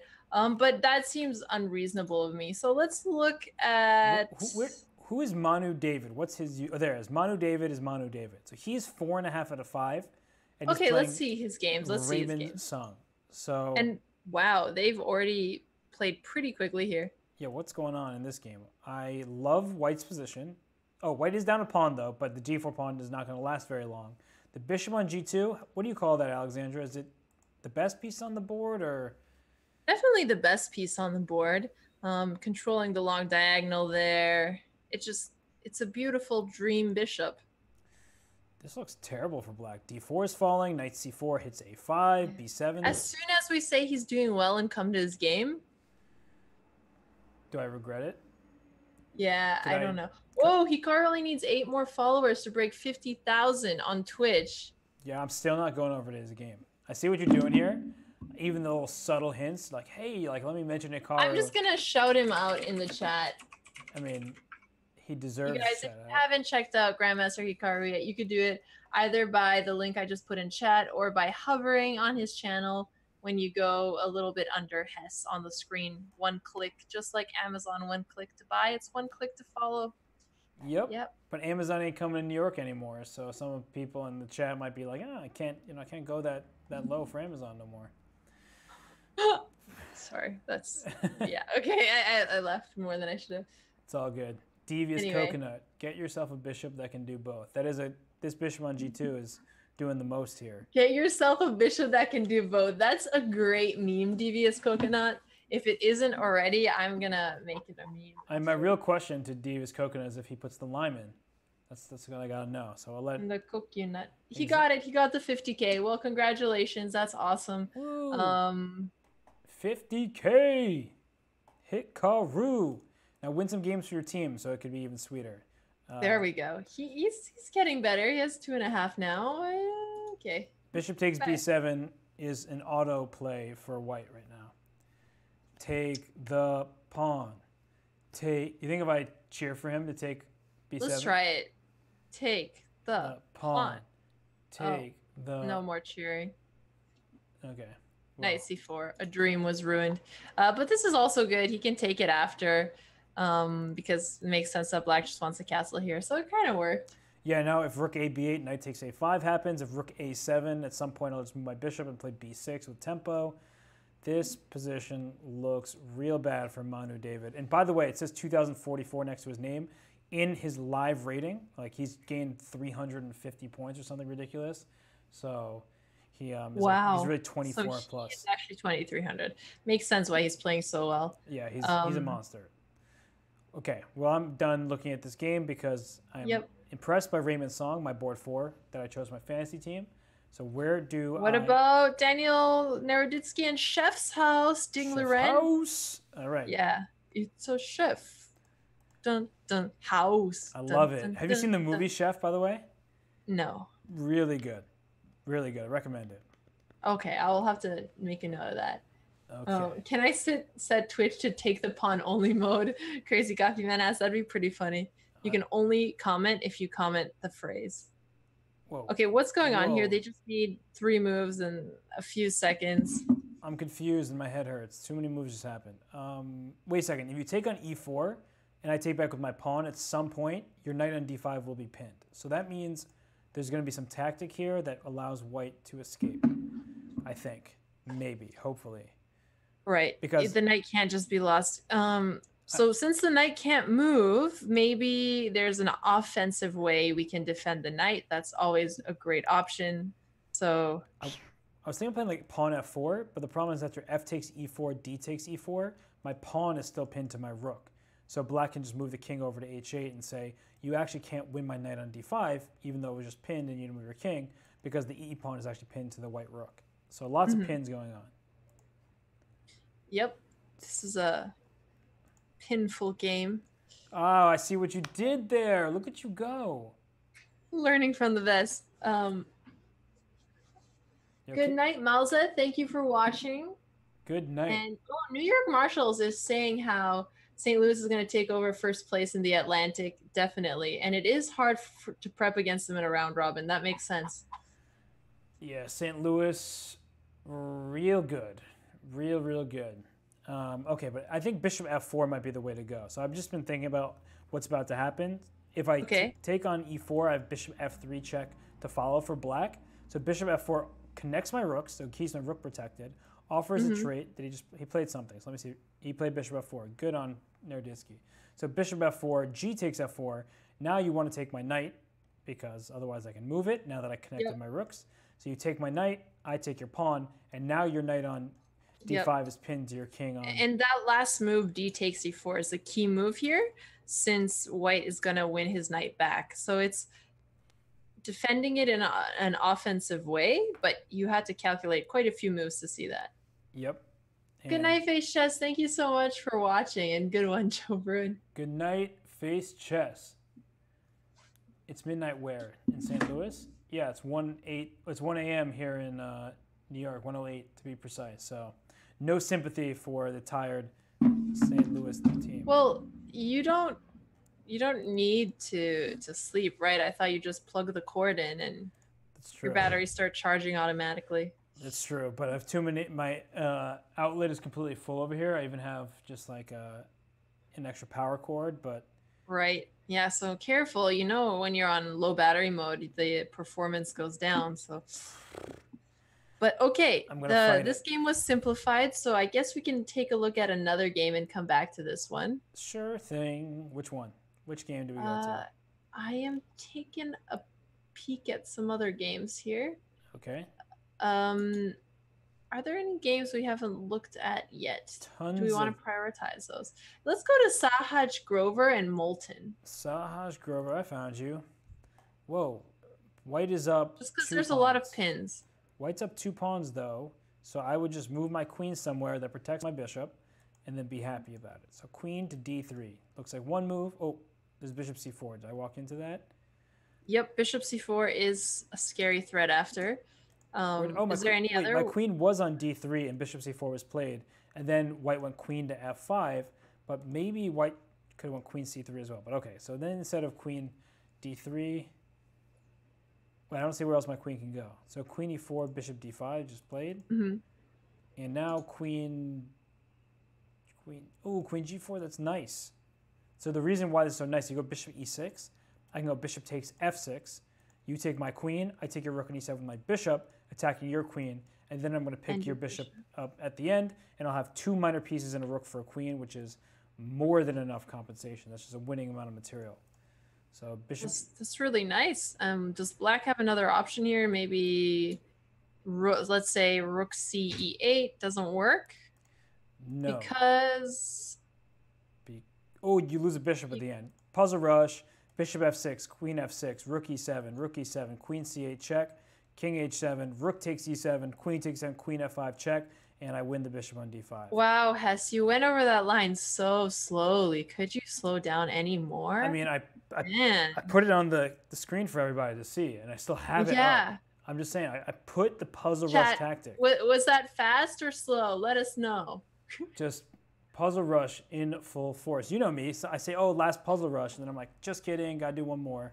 So. Yeah, too slow. There you go. So slow it took multiple frames to show. Man. Oh, here it comes. That bishop e7 stuff. Beautiful. Just the line you pointed out. Yep. Here it comes. Give me that bishop. And I just win the game. So Sahaj Grover. Oh, Daniel and Ding Liren drew their game, the one we were just looking at that had simplified. Gotcha. So Nerdisky continues his great performance for the mechanics. Yep. He's really the reason they're in second place right now, tied with the Shangdu. That's incredible because they've been doing so poorly overall. Yeah, but they're on the comeback trail because once Shanklin came back, and Shanklin started like 1.5 out of 7 in the first Battle Royale, and that really didn't do the team any favors, but since then they've really recovered quite nicely, and the team has been playing well in the last few weeks. That's true. Oh no, my flip-flop. We haven't looked at Hikaru and Adhiban's game yet. Is it because Hikaru played something that I didn't want to see? Let's see, move 1. Oh, h6. He may have played h6, but if you don't go that early, you're not going to see. He played another similar line, except that he made it look more like a French exchange. Whoa, and what's happening in this game? Because Hikaru is up a piece now, and I don't see any checkmate for Adhiban, which means that Hikaru is probably just a ton better here. He probably is. If I were playing black here, I'd still be a little bit afraid, just because I'm always afraid when there's pawns on the 4th rank facing my king. Yeah, ready to push forward. How do you realize so quickly that there's nothing to be afraid of here as black? Didn't we talk about this? I'm afraid of nothing and nobody. That's true, but can you try to give some advice for the regular non-robot population? Okay, on a serious note, I see that white currently has just 1 pawn for the piece, right? Black has 5 pawns, white has 6. And I see that, all right, this knight, queen on h4, knight on h5 configuration means that the knight wants to come to f6, but I have my knight on h7 and my queen on d6 protecting that square. And now I want bishop g6 so I can take this knight off the board. And once I take this knight off, you lose one of your very important attackers, and it's hard to attack with a lone queen against a king-knight configuration on this side of the board. So I don't see a continuation for white that allows him, and he just moves his knight to g3, which is threatening pawn to f5 now, right? That's the idea. Is now if I play pawn f5, I trap your bishop on g6. But I think black can just go bishop takes c2 and use the length of the diagonal to, well, win a pawn, first of all, but then also just to allow that bishop more access to the d3 square, and it will survive. And he took on c2. And my king on h8, how is it even vulnerable at this moment? Because I don't see how white creates any attacking chances. Okay, so you were first looking at the attacking pieces. You realized white didn't have that much, and the only way to save his knight would be to retreat here. And then when you were done with that, you just looked a little bit more at the position. That's going to be my summary of Robo Hess's analysis here. I just feel like white doesn't have enough pieces in the attack, really is the way I would sum it up overall.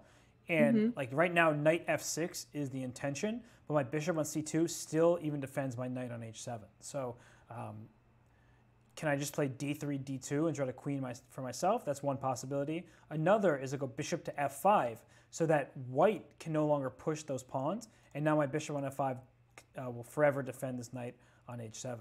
So he went rook e2, and I guess he's playing to meet knight f6 with some sort of counterattack, maybe queen to c6 and try to mate white first.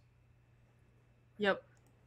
Now he's the one who has the attack here as well as the pass pawn. So I think it's safe to say that this is winning for Hikaru, especially since we explained the attack here as well. Yeah, for sure. And by we, I mean queen you did h2 checkmate. Can Hikaru see checkmate in one? Oh no! Did he miss a mate in one? Please see it, Hikaru. Don't pull a Wesley. Don't do it. Fireheart offered a draw. No, he didn't. Yes, he did. You're joking. I'm dead serious. Maybe he meant to resign and click the wrong button. Okay, let's go with that. I'm just trying to, come up with something that's not disrespectful. That's probably what happened, yeah. Okay, well, that's checkmate on the board. Hikaru didn't miss it. I went to the Wang Yu game versus Bhatt because I love Wang Yu's position. And by the way, a lot of people might not know who Wang Yu is. He was one of the earlier Chinese superstars because he crossed 2,700, even crossed 2,750, and the guy is like a technical wizard. He is so good at endgames. His technique is nearly flawless.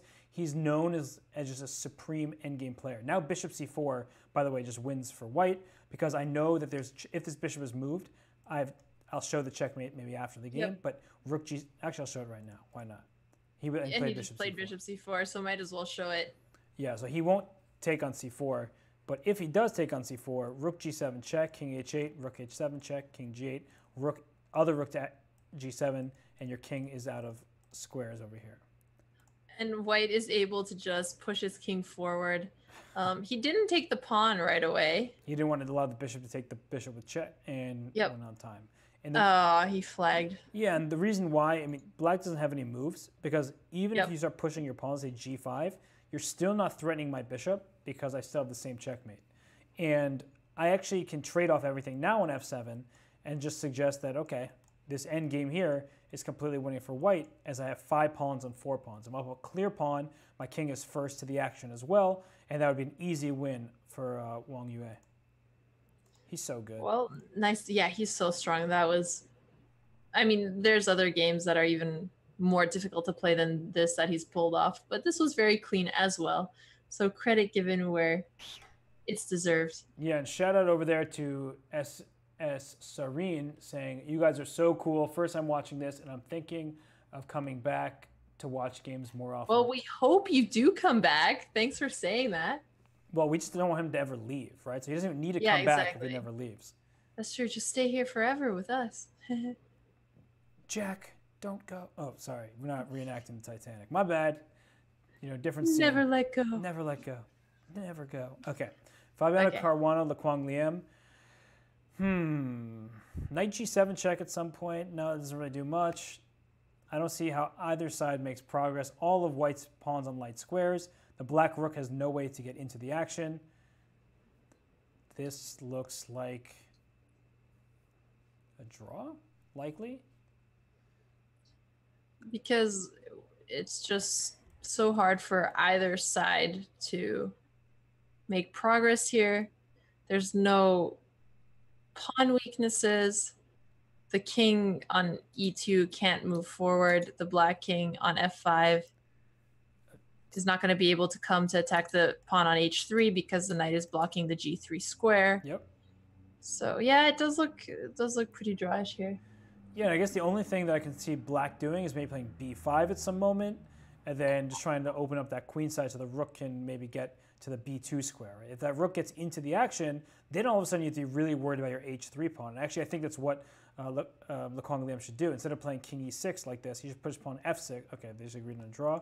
But Yep. I thought he should have put his pawn on f6 because, well, what's the problem with putting your pawn in a dark square? You can now try to get your king to f4 and g3. If this knight comes back to f5, just as you said, to prevent the king from getting to g3, black can start with b5, and if we trade these pawns, maybe, you know, I wouldn't do it, but maybe I could even consider sacrificing another pawn just to get my rook into the action, but just rook takes b5 first, then play for a4, and try to finally get my rook into the game. So that's just what I was thinking. I thought black had no losing chances whatsoever, so there was no risk in playing on. But the Webster Windmill, no, not but. The Webster Windmills are in 7th place right now. Yeah, I think he should have played on. Ooh, 7th place? Yep. That's surprising. Such a strong team to be so close to the bottom. Yep. That's okay. It happens sometimes. Let's see. There's only a couple games left. 7 games left. So which game should we go to? I see Ray Robson playing Wesley So. I'm sure that's going to be a good game here. Wesley So with the black pieces. And they're friends, right? They know each other pretty well. They were college roommates, I believe. Yeah, so that sucks to play your college roommate. They probably are pretty close, and there's no joy in beating somebody who you're that close with. Are you sure about that? Well, not everybody is the kind of person who takes pleasure in their friend's pain, but some people are, and that's okay, Robert. Look, they just drew. Tum Teasy with the Anchorman reference, and I love it. Way to be, Tum Teasy. Yeah, this game was a draw, so they can just happily split the point. That way they don't become frenemies. I see you, Alexandra. You're trying to respect the friendship here. That's what I was trying to do, and they did draw that. I put chess first. Chess before all else. I mean, chess before friends. Yep. Just kidding. You heard it here first. Let's check in on Bonnie Liex and Roaring Seawolf. So Yuan Shanley and Andrew Hong. Whoa, so many pieces are on the board. Yeah, they still have a lot of pieces. They've only made 34 moves, and they're both in time pressure. You know why there's so many pieces? Because black's up a piece. I wasn't even thinking. Like, I was just like looking at the board. I was like, oh, a lot of pieces. But then I counted the minors, and black is up a dark square bishop for 2 pawns. But h5 can be captured right now. This knight can hop into c4 if it wants. I would even consider taking on g2 and just putting my knight on d5. All of these look very appealing for Andrew Hong. But queen takes h5 is just a free pawn, and then the rook can swing over to g6. So looking really problematic for Yunshan Li. Yeah, and her position is also very hard to defend here. 20 seconds, I'm expecting that she's probably going to make a mistake pretty soon. Dreamer Sleeper, clearly a Stylesian. What's up? Don't know who you are, but nice reference there. Shout out. Okay, f5 played. Whoa, bishop g2 threatens mate on h1. That's why the rook was not able to be captured. And now this. Wait, rook e2, doesn't that just win the queen here? Yep. You saw it first. Okay. Okay. Didn't want to give up 2 rooks for the queen, apparently, but that was definitely a winning move. And just to reiterate that, rook e2. Pins and wins. Instead... Pins and wins, exactly. I mean, Well, rook e2 is still looking good here because it's threatening h2 mate. Yeah. Andrew Hong just being greedy, just taking everything. He's going to go rook takes e1. Then he can... rook b2 eventually also works. Yeah, this is pretty painful. Maybe let's switch to another game since they're almost done. Okay, let's go to Tom Polgar versus Josh Bloomer. That's Tom Polgar versus Violent Contemplation or something like that. I can't see the end of the username. Yeah. But look at this opposite colored bishop's position. But white has the very important 2 separate passed pawns, which is enough to win, especially with his king so offside on h5. So what white is going to do is after a takes b5, just take back. And now g4 check followed by g5 is certainly an option. In fact, bishop g5 threatens bishop. No, missed checkmate in 2. Bishop g5. Oh, bishop g5 and g4. Bishop g5 threatened g4 with checkmate. Oh, yeah. So you would have well after bishop g5, he would have had to play bishop d1 and then you go b6. Yeah. b7 or b6. So bishop g5 now still is going to be good. But okay, then bishop d7 check. At least no, bishop g5, bishop d7 and then take on e4. Oh, actually that does not work. Don't listen to me. I'm making bad suggestions. Don't do it. He's just going to push his g-pawn like at first thought he should do. And you can't stop both g-pawn and b-pawn. But, yeah. Okay. This is a nice, instructive endgame.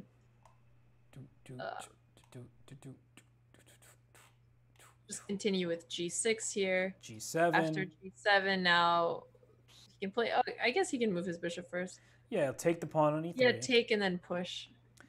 Okay, or not. The famous hag's teeth. Oh. Or that's what we call these positions in Romanian, with the 2 pawns. Sounds super offensive. Gaps in the middle.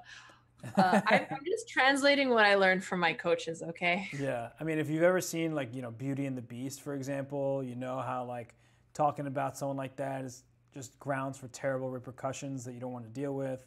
I mean, I'm just throwing out the reality here. Wow. All right. Well, the last game also just ended. All right, before I become cursed. All right, Cash Making just did something really funny. What's crazy, Hess's best friend growing up was Mitchell Heckmate, because my last name is Hess, so checkmate in chess. That is the most clever way that someone has made a joke about my last name, so props. And also, yes, Tom Polgar is Susan Polgar's son. That's Tom Polgar Schutzman. Yep. So I feel like you must have had some good coaching growing up. I don't know. I mean, like, I'm trying to think, like, if coaching your kid is like the way to go. There's like a lot of, just in general, coaching someone you know can be very difficult. I've had friends of mine ask me to coach them, and it's really hard because you like tend really not to want to hurt their feelings. You're talking about this kind of before about playing your friend, but I mean, you know what I'm talking about? Like, if you coach just like a friend of yours, you like feel like they feel pressure to get good, and they feel like, oh, I'm not learning this well enough. I feel stupid. And you're like, you're not stupid. And like, of course you're going to say that. This is not drawing from personal experience or anything. But did one of your childhood coaches tell you things like this, and were they your dad? No, I only had one coach, Miran Sher. Shout out Miran, best coach ever. You know, he definitely, you know, was harsh sometimes, being like, you know, you got to get this right. But yeah. Yeah, well, obviously the Polgar family is famous since their dad coached all 3 of them, and he was a psychologist, and he wanted to prove that you can create geniuses with the right techniques if you are dedicated to it since the beginning. But not everybody had that growing up. Yeah. That's all I'm going to say. All right, so let's look at the standings. Has Chengdu played St. Louis yet? I think the answer is no, because I don't remember focusing all of my attention on Caruana versus Ding Liren, but that's going to happen next game because these. Wow, wait. Also, Seattle's in tie for third place. How did they catch up like that? Because Georgi Margvelashvili, my pick for board 3 is dominating. My picks for board 3 and board 4 are doing really well. My pick for board 2, Wesley So, is half. Whoa, Wang Yue is 5.5 out of 6, by the way. Well, you were talking about how brilliant he is, so. Well, he's the OG panda. Yeah. He's so good. I have so much respect for his chess game, honestly. But, okay, let's take a look at the overall picture here. So, Alexandra, I'm sure we're both surprised with Ding Liren only having 2.5 points. Yep. Besides that, what stands out to you on this scoreboard? You already pointed to Wang Yue, who has done incredibly so far. Fourth board's nothing too surprising there since Manu is 2,300. He's really strong. On the first boards, Hikaru did start off not so well, but now he's caught up. Daniel Narajitsky playing very well. I think how well Daniel has done is a bit of a surprise. He's definitely overperformed what we expected. Oh, I thought he and Ding Liren would switch scores, right? Like that. Yeah. Narajitsky would have 2.5 out of 6, and Ding Liren would have 4.5. That's much more like their ratings. But Daniel Narajitsky proving to be a force in this online rapid format. And oh my gosh, Cash Menke. Hess only had one coach, the 27-year-old comp sci grad student who programmed him as a capstone project. Wow. That's pretty awesome. This is well played.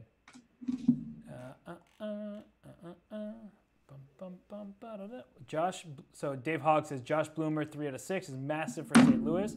Completely agreed. In fact, I picked one of the questions for the fantasy this week was which team do you think is going to win each battle royale? And I thought that Shangdu would win. And the real reason I thought they would win was because I thought Yunshen Li would do better than Josh Bloomer on board 4. I thought the top 3 were a bit of a toss-up because Fabiano and Ding Liren are almost equivalent, although Fabiano's doing much better this week. Wang Yue, Wesley So, another toss-up to me. Wesley So's higher rated, but Wang Yue has the higher score here. And then Zhao Jun with Nicholas Theodoro, I definitely thought Zhao Jun would do better, but Theodoro is also a very, very strong player. So it was sort of a toss-up between those 3 boards, and I really thought Yunshen Li would outperform Josh Bloomer.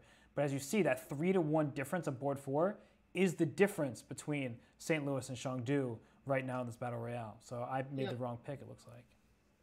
Well, it's really hard to predict, but that was good to point out. We have seen in previous PCLs the 4th board being a big indicator for how well the team is doing in the standings. But it's hard to pick. It's hard to pick the right strategy. Yeah, for sure. Of how to place your players. Oh, so many things are difficult, especially at 1:30 in the morning. I'm just gonna put it out. It's there. 1:30. How are you hanging on, Hess? I'm just gonna. You doing okay there? I'm hanging on by a thread. Hanging on by a thread. No, but you were thinking. Fine. That is not the right lyric, but it's mine. Okay. Hey. Yeah, we fixed it. Hey, I really thought you were about to sing like "Living on a Prayer" for a second. Oh, oh. Yeah, exactly. We're almost there. Oh no. Okay. Oh no. I'm gonna drink this water and then pretend like I'm listening to your singing. Well, hey, the chess has started, so that's good. Oh, that water was great. Oh, okay. Chess has started. Okay. Naomi Bashkansky. I know we're halfway there, but we're almost there for Hess's bedtime. Not quite. Right? Close, sort of, kind of, maybe. Nah. Okay, but if I'm Naomi Bashkansky, I'm looking to use this h3 pawn as a hook. We've talked about the concept of a hook many times today, but I want to play knight f6. I want to play rook g8. I want to play g5, g4. This is sort of wishful thinking because white will try to play c3 and d4 and just blast open the center as my king's on e8. But this reminds me of the game between Levon Aronian and Vladimir Kramnik from the 2018 candidates where that rook g8 kind of maneuver happened very quickly. Well, it's still very early on in the game here. I wonder if they have seen that before and if they're going to reference it or if they're just playing a pretty common line here. Probably that one. Yeah, probably just playing, and because Manu David moved instantly, and Naomi Bishkansky is thinking, so I think she may not be super familiar with this move order. But let's go to Fabiano Caruana and Ding Liren. Whoa, what is... Okay. This reminds me of a game, Svidler Caruana. I think that was the game from the 2000... So you're also a walking chess game database. Okay. On occasion, but Svidler Caruana, like 2016 Sinkfield Cup? I don't remember the year. I'm actually going to look this up right now to verify. But this opening looks very familiar to me. And May 2017. Is it 2017? Come on, game is loading. Yeah, 2017 Sinkfield Cup. Yeah. Forget chess base. The new and upgraded edition Hess base doesn't just have the chess database for you, but it's connected with a type of Alexa device that also explains it and will tell you it. I thought you were reading it, but you just came up with it all on your own. I was just like, I was really befuddled there. I was shocked. There we go.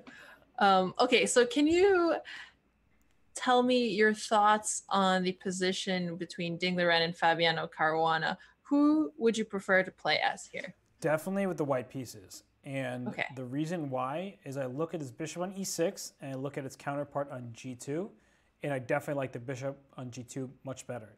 The knights on b... Sorry, that was a funny comment. I'm the attached Alexa device and you're the database. That's actually really funny. Yeah, sorry, I didn't mean to laugh and interrupt you. No, you can interrupt me anytime. In fact, I would prefer that you speak than I speak, but I know you say, no, Robert, you should definitely speak because for some reason people I just don't want you to lose your speaking abilities, Gotta practice them. Gotcha. Well, I thought they were just programmed into me, so I didn't really have a choice. But yeah, I mean, just the position. Okay, knight b8 was the move I was actually going to recommend, coming to c6. I didn't like white's recapture with the bishop on d4. I thought that the knight should just capture on d4, then attack this bishop on e6, and white is just slightly better in most lines. But knight b8 to c6 is a great decision to reroute that knight because the knight d7 had nowhere great to go, whereas the knight on c6 immediately attacks the bishop on d4 and kicks white back a little bit. Definitely a fan of that. Yep, so he had to reposition his knight here. And a lot of times when you're repositioning, obviously it's going to take him 2 moves to change the position of a piece that's already moved once. How do you decide that it's worth the lost tempos or just how long it's going to take? I think without an immediate way to punish black, then knight to b8 to c6 makes sense. A bishop e5 is a way to try that, putting your piece on c7. But knight c6, if you go knight c7 with the fork emote, well, the problem is now I take on e5, and I'm removing your knight's access away from once you capture one of these rooks, either the a8 or the e8 rook, your knight's not getting out of there. So black will get away with 2 minor pieces for the cost of just 1 rook. So knight c6, bishop c7, and I guess I'll play bishop f4 now, but it looks like black has totally equalized to me because the one threat is going to be knight to c7. I'm just not going to allow it. And I think black is much comfier now that that pair of knights were traded off. When you have less space and your pieces are sort of cramped, trading off pieces generally helps free up the remaining pieces you have left. Okay, so maybe we can call this a good time to check out how some other players in the St. Louis and Chengdu Panda matchup is doing since they're competing for first place here. They will get an extra $500 and more points towards their overall score. And they can feel free to donate that $500 to me if they want. I know like some of the people in the Hangry Hess Fund. Yep, we can order you food. Yeah, for real. So Fabi, if you're listening, you shouldn't be listening because you're playing. But if you win this matchup, we've known each other a long time, feel free to get your team to take me out to dinner. Sounds like a good time for all. I like it. I think that should be included as part of every single prize fund. Boom, boom, boom, boom, boom. Okay, who else is in this match? So I'm looking at the game between Grandmaster Wesley and Grandmaster Wang Yue. So it's WY versus WS here. And yes, exactly. Whose position do I like and why? Whose position do you like and why? I don't want to do all the talking. Your turn. All right. So let me think a little bit here. Okay. So black has the bishop pair, but also he has a more awkward pawn structure, and the position is closed. After b takes c6, then he's going to have a backwards pawn on c6 that looks like it's going to be a target. So I would prefer white here. I agree with you completely. And I would like white's position even more if this knight on d2 like could successfully go to c5 in one move, or perhaps you could go to f4.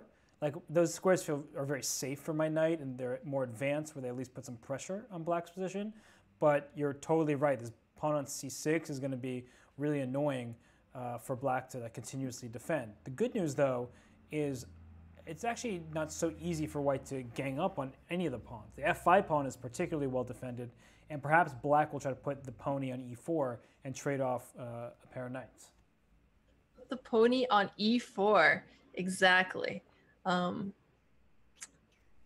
would be a pretty good square for the knight. Can't disagree with you there. What if white just kicks him out, though? So actually, yeah, f3. White might start with f3, right? That's actually probably a good move. And f3 not only stops the knight from coming to e4, but at some point you might consider playing pawn h3 and pawn g4. And yes, you undouble black's pawns, but you capture it with his h pawn towards the center and open up the h file for yourself to maybe launch a counterattack. And right, especially with the bishop on d3, that's already pointed towards the h7 pawn. For sure. And an additional point is that if this f5 pawn is removed and I take with the h pawn, then white can even play for pawn to e4 and try to take back with the pawn and get a huge center. So these sort of options are looking possible for white. So he took on c6 first, your idea. Okay.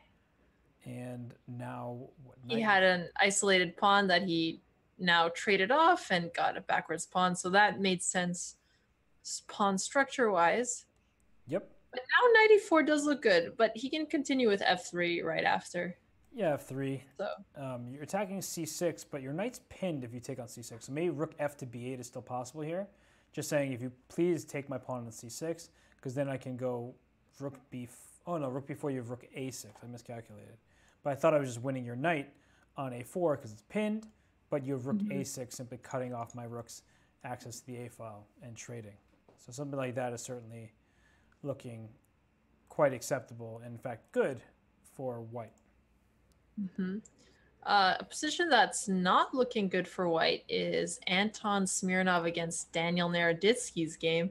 Since Daniel's been performing so well, he definitely deserves us taking another glance at his game. Why is he so good?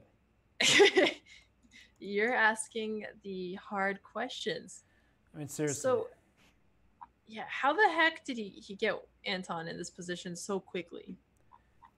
Let's move 20, and it just looks like my king has been bombed. He's hiding in the shelter, but it's too late. Yeah, there's holes. It's not sturdy. And black's up a pawn, for the record. So, right. I didn't even pay attention to the material count because white's king was just so poor here. But he's also up a pawn on top of this already crushing. Yeah, so you know, white does have some counterplay in the form of a very advanced. The advanced pawn structure on the king side makes the king side very vulnerable, right? There's a lot of air in front of the king. Some sacrifices might be in the cards. But if I'm able to play a move like f5 successfully, I'm clearly gaining some momentum as from white's perspective on that side of the board as well. Of course, f5 immediately is met by the bishop takes f5 because the g pawn is pinned to the king on g2. So don't go trying to go f5 too soon, or else you'll just be actually losing a pawn directly.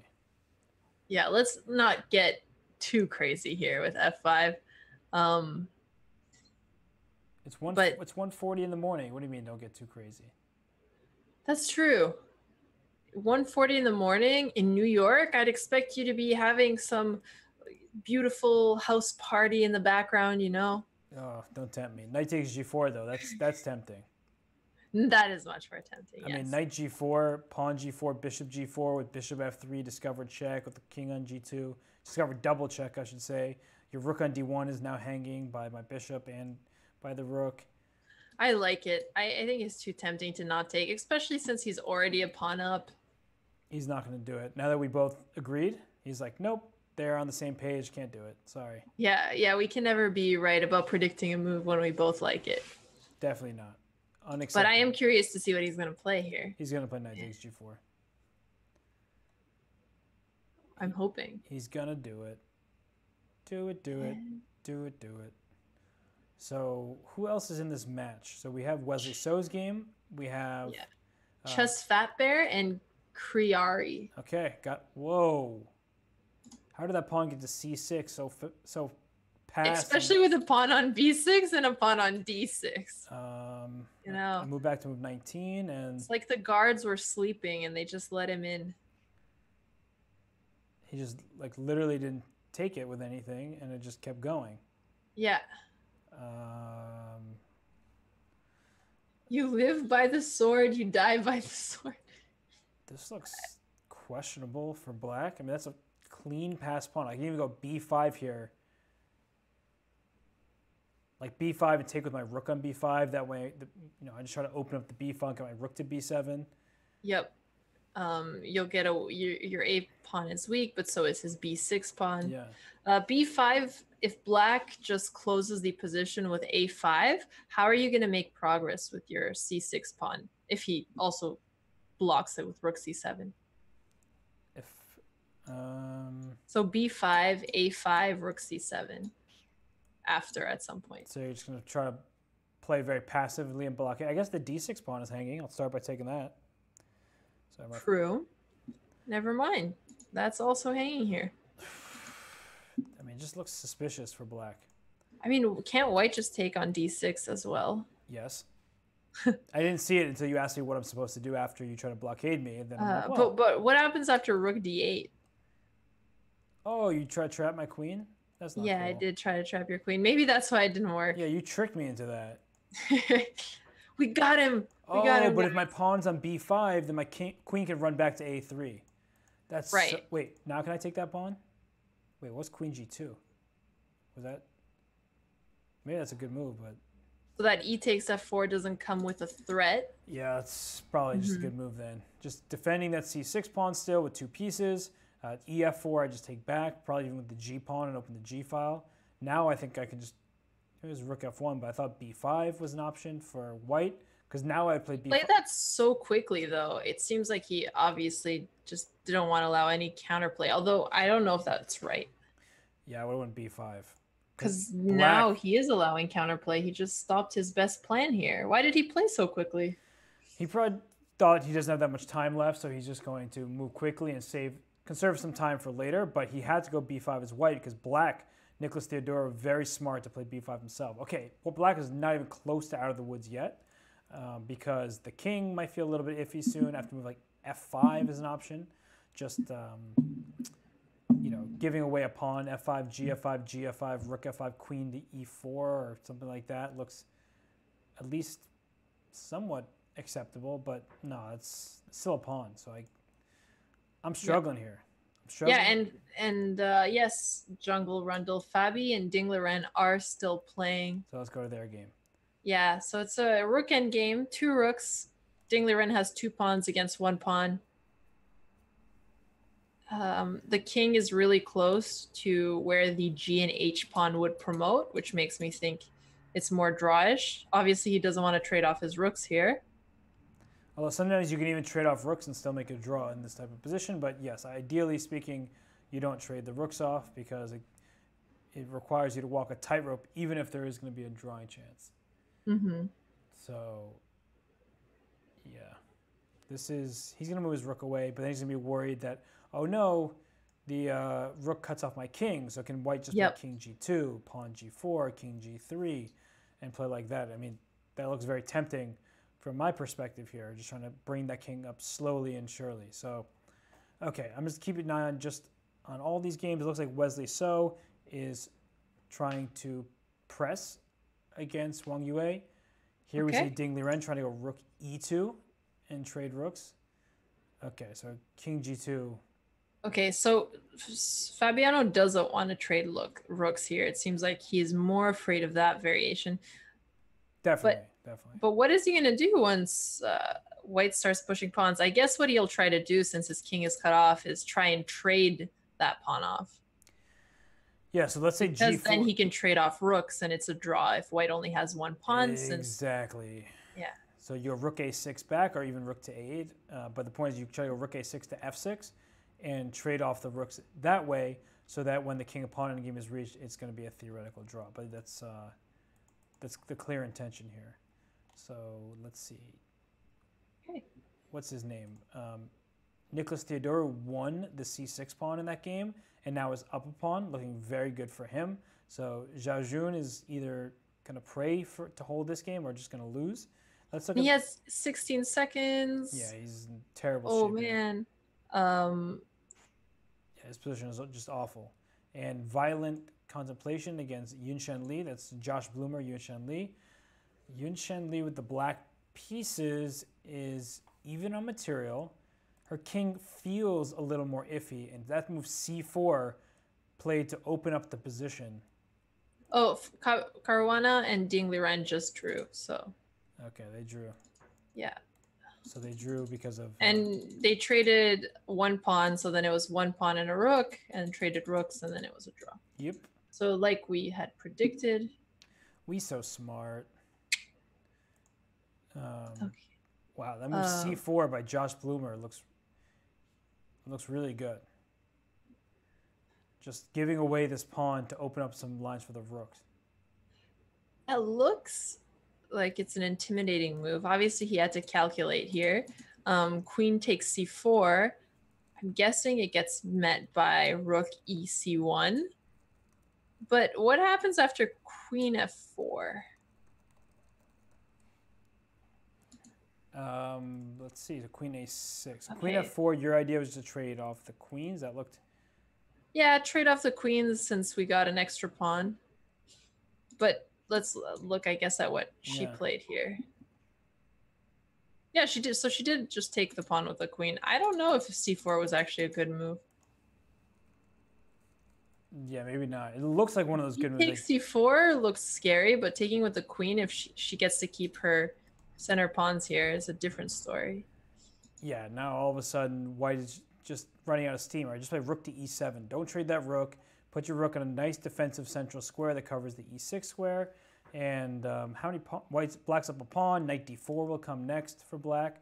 So yeah, I like to move rook to e7 as a defensive resource. So if Shangdu wins this game, that brings him one game closer in the standings to getting this first place in the Battle Royale. So let's see, back to Wesley So. He is now in an endgame up a pawn, but his king is cut off, but the e6 pawn is weak. So what to make of this here? Right. Well, knight takes e6 with check. Ooh, okay, it was the immediate move that I thought he had to calculate, but I'm guessing he had thought of that. Well, he threw in this rook b3 first because e6 is still going to be under attack, and you can't take on d4 because bishop d4, knight e6 check picks up that bishop. Right. With the so it makes sense that you'd want to kick the bishop away first, especially since it's so close to your king. Right. So bishop f2, sort of a sad necessity, I guess. And now knight can come to f4 to win the d5 pawn as well. So king f6 is met by maybe even rook to b6, just protecting the knight because d4 is defended. King f7 played. Okay. Okay, so you can play knight f4 here, like you suggested. And then if bishop takes d4, are you comfortable? I don't know. I guess you have to lose d4 here. Yeah, but then d5 is going to be lost as well. That's the good news. Yeah. Yeah, you're definitely getting the d5 pawn back. Okay. I just don't like that the white king is cut off. Right, so king g6 now. I mean, just to attack the knight. That looks right. Oh, 24 seconds for Wesley So, by the way. I wasn't even looking at that. Yeah, and also San Francisco won a game. Steven Zerk beat Moulton Lee. Moulton Lee, yeah. Okay, and there Wesley So gained time. That's why he went knight g5 to e6. He gained some time on the clock here by put his rook on b6, protecting this knight. And bishop e3, now rook f2 check takes f3. Is that a pawn? Is that a grabbable pawn? That looks grabbable to me. Here he goes. Gobble, gobble. Take on f3. There you go. And it looks like Zhao Jun is also losing his game still. So I think St. Louis Archbishops is going to end up top of the Battle Royale today.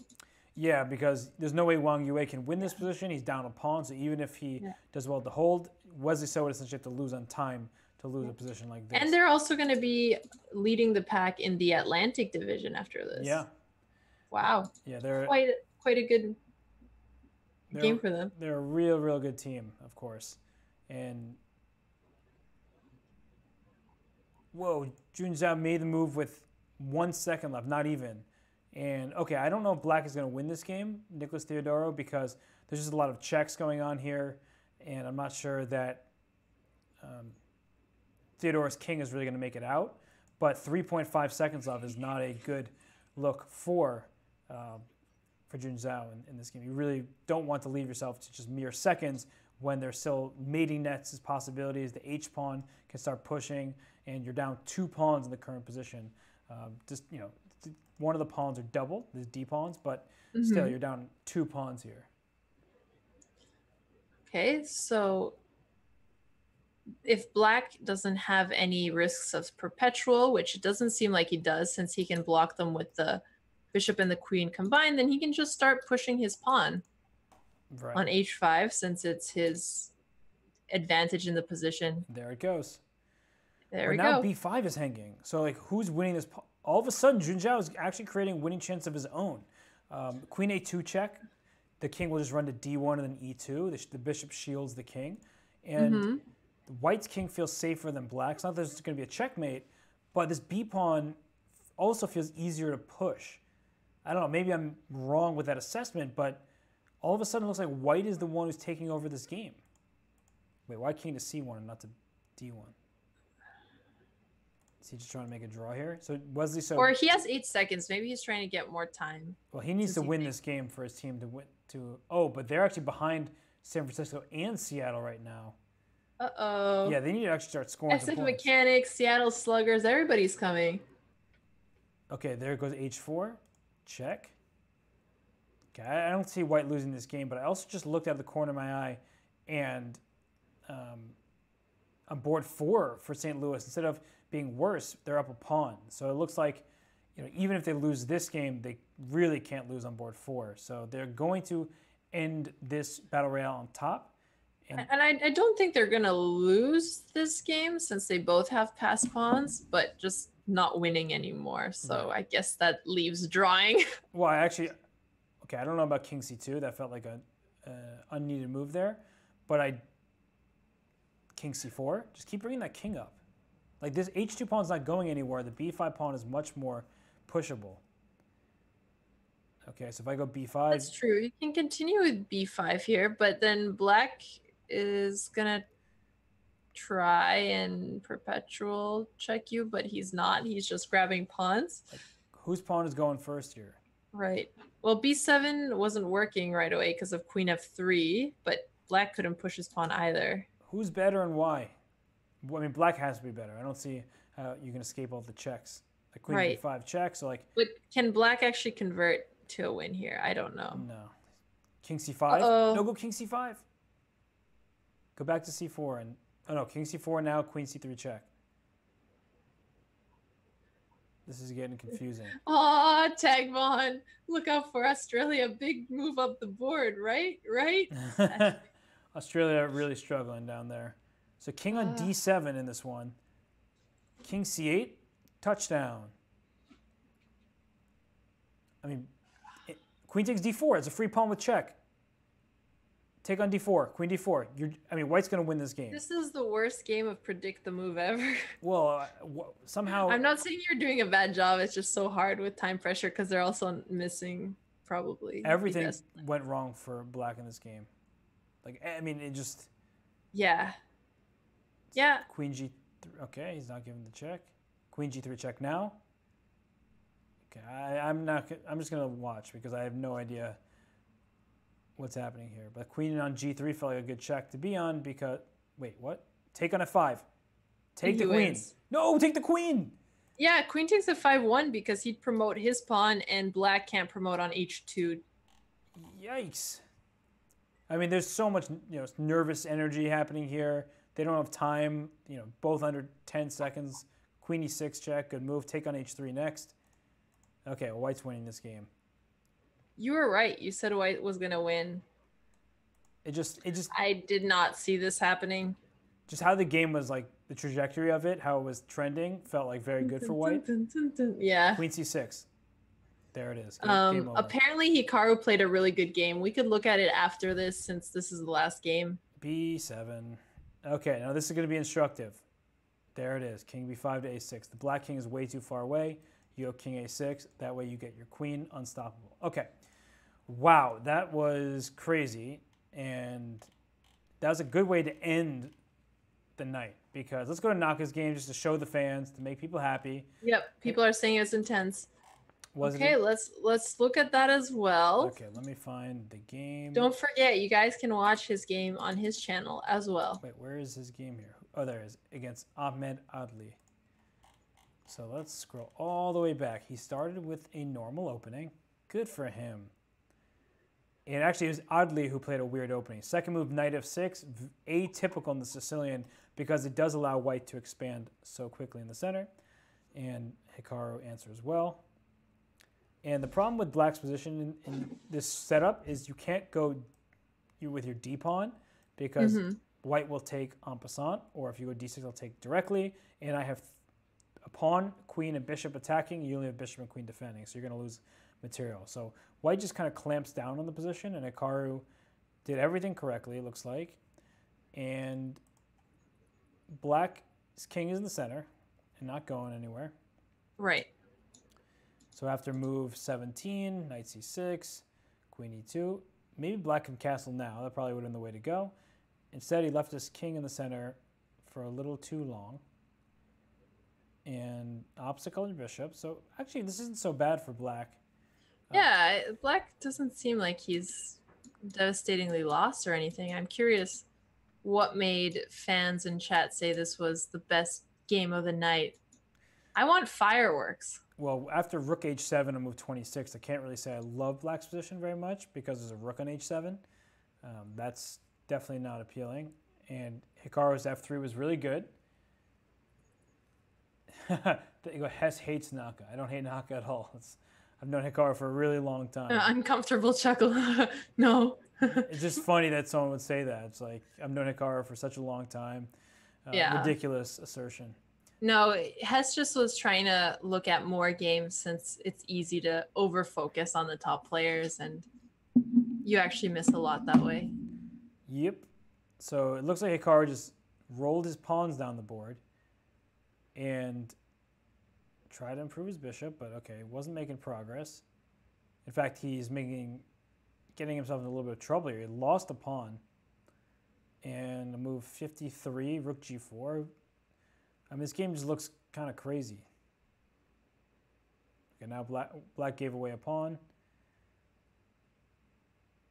I don't even know how to translate this game to the audience. Just like it was a wacky game where Hikaru was much better, then Adly did well to hold on, then Hikaru was better, then Adly looked like he was doing okay, but okay, let's play this game out to its conclusion.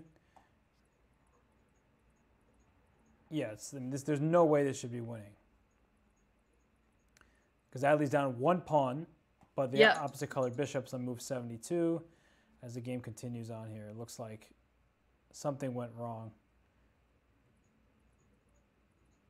Okay, well, the black king kind of got in trouble here, and okay. Yikes. Okay, well, I don't know why I looked through that game. It's 2 in the morning. I didn't really. Yeah, boys, you're just like I'm just doing this because we said we would, and I want what? It's an endgame. Oh, he convert. Oh, okay. Okay, well, we're gonna raid Gold Dust Tori. So all right. GDT, she's awesome. She's a great streamer, but just to sum all this up here, Alexandra, and not to look at any more games because my mind is mush, but we see that Hikaru came through in the end.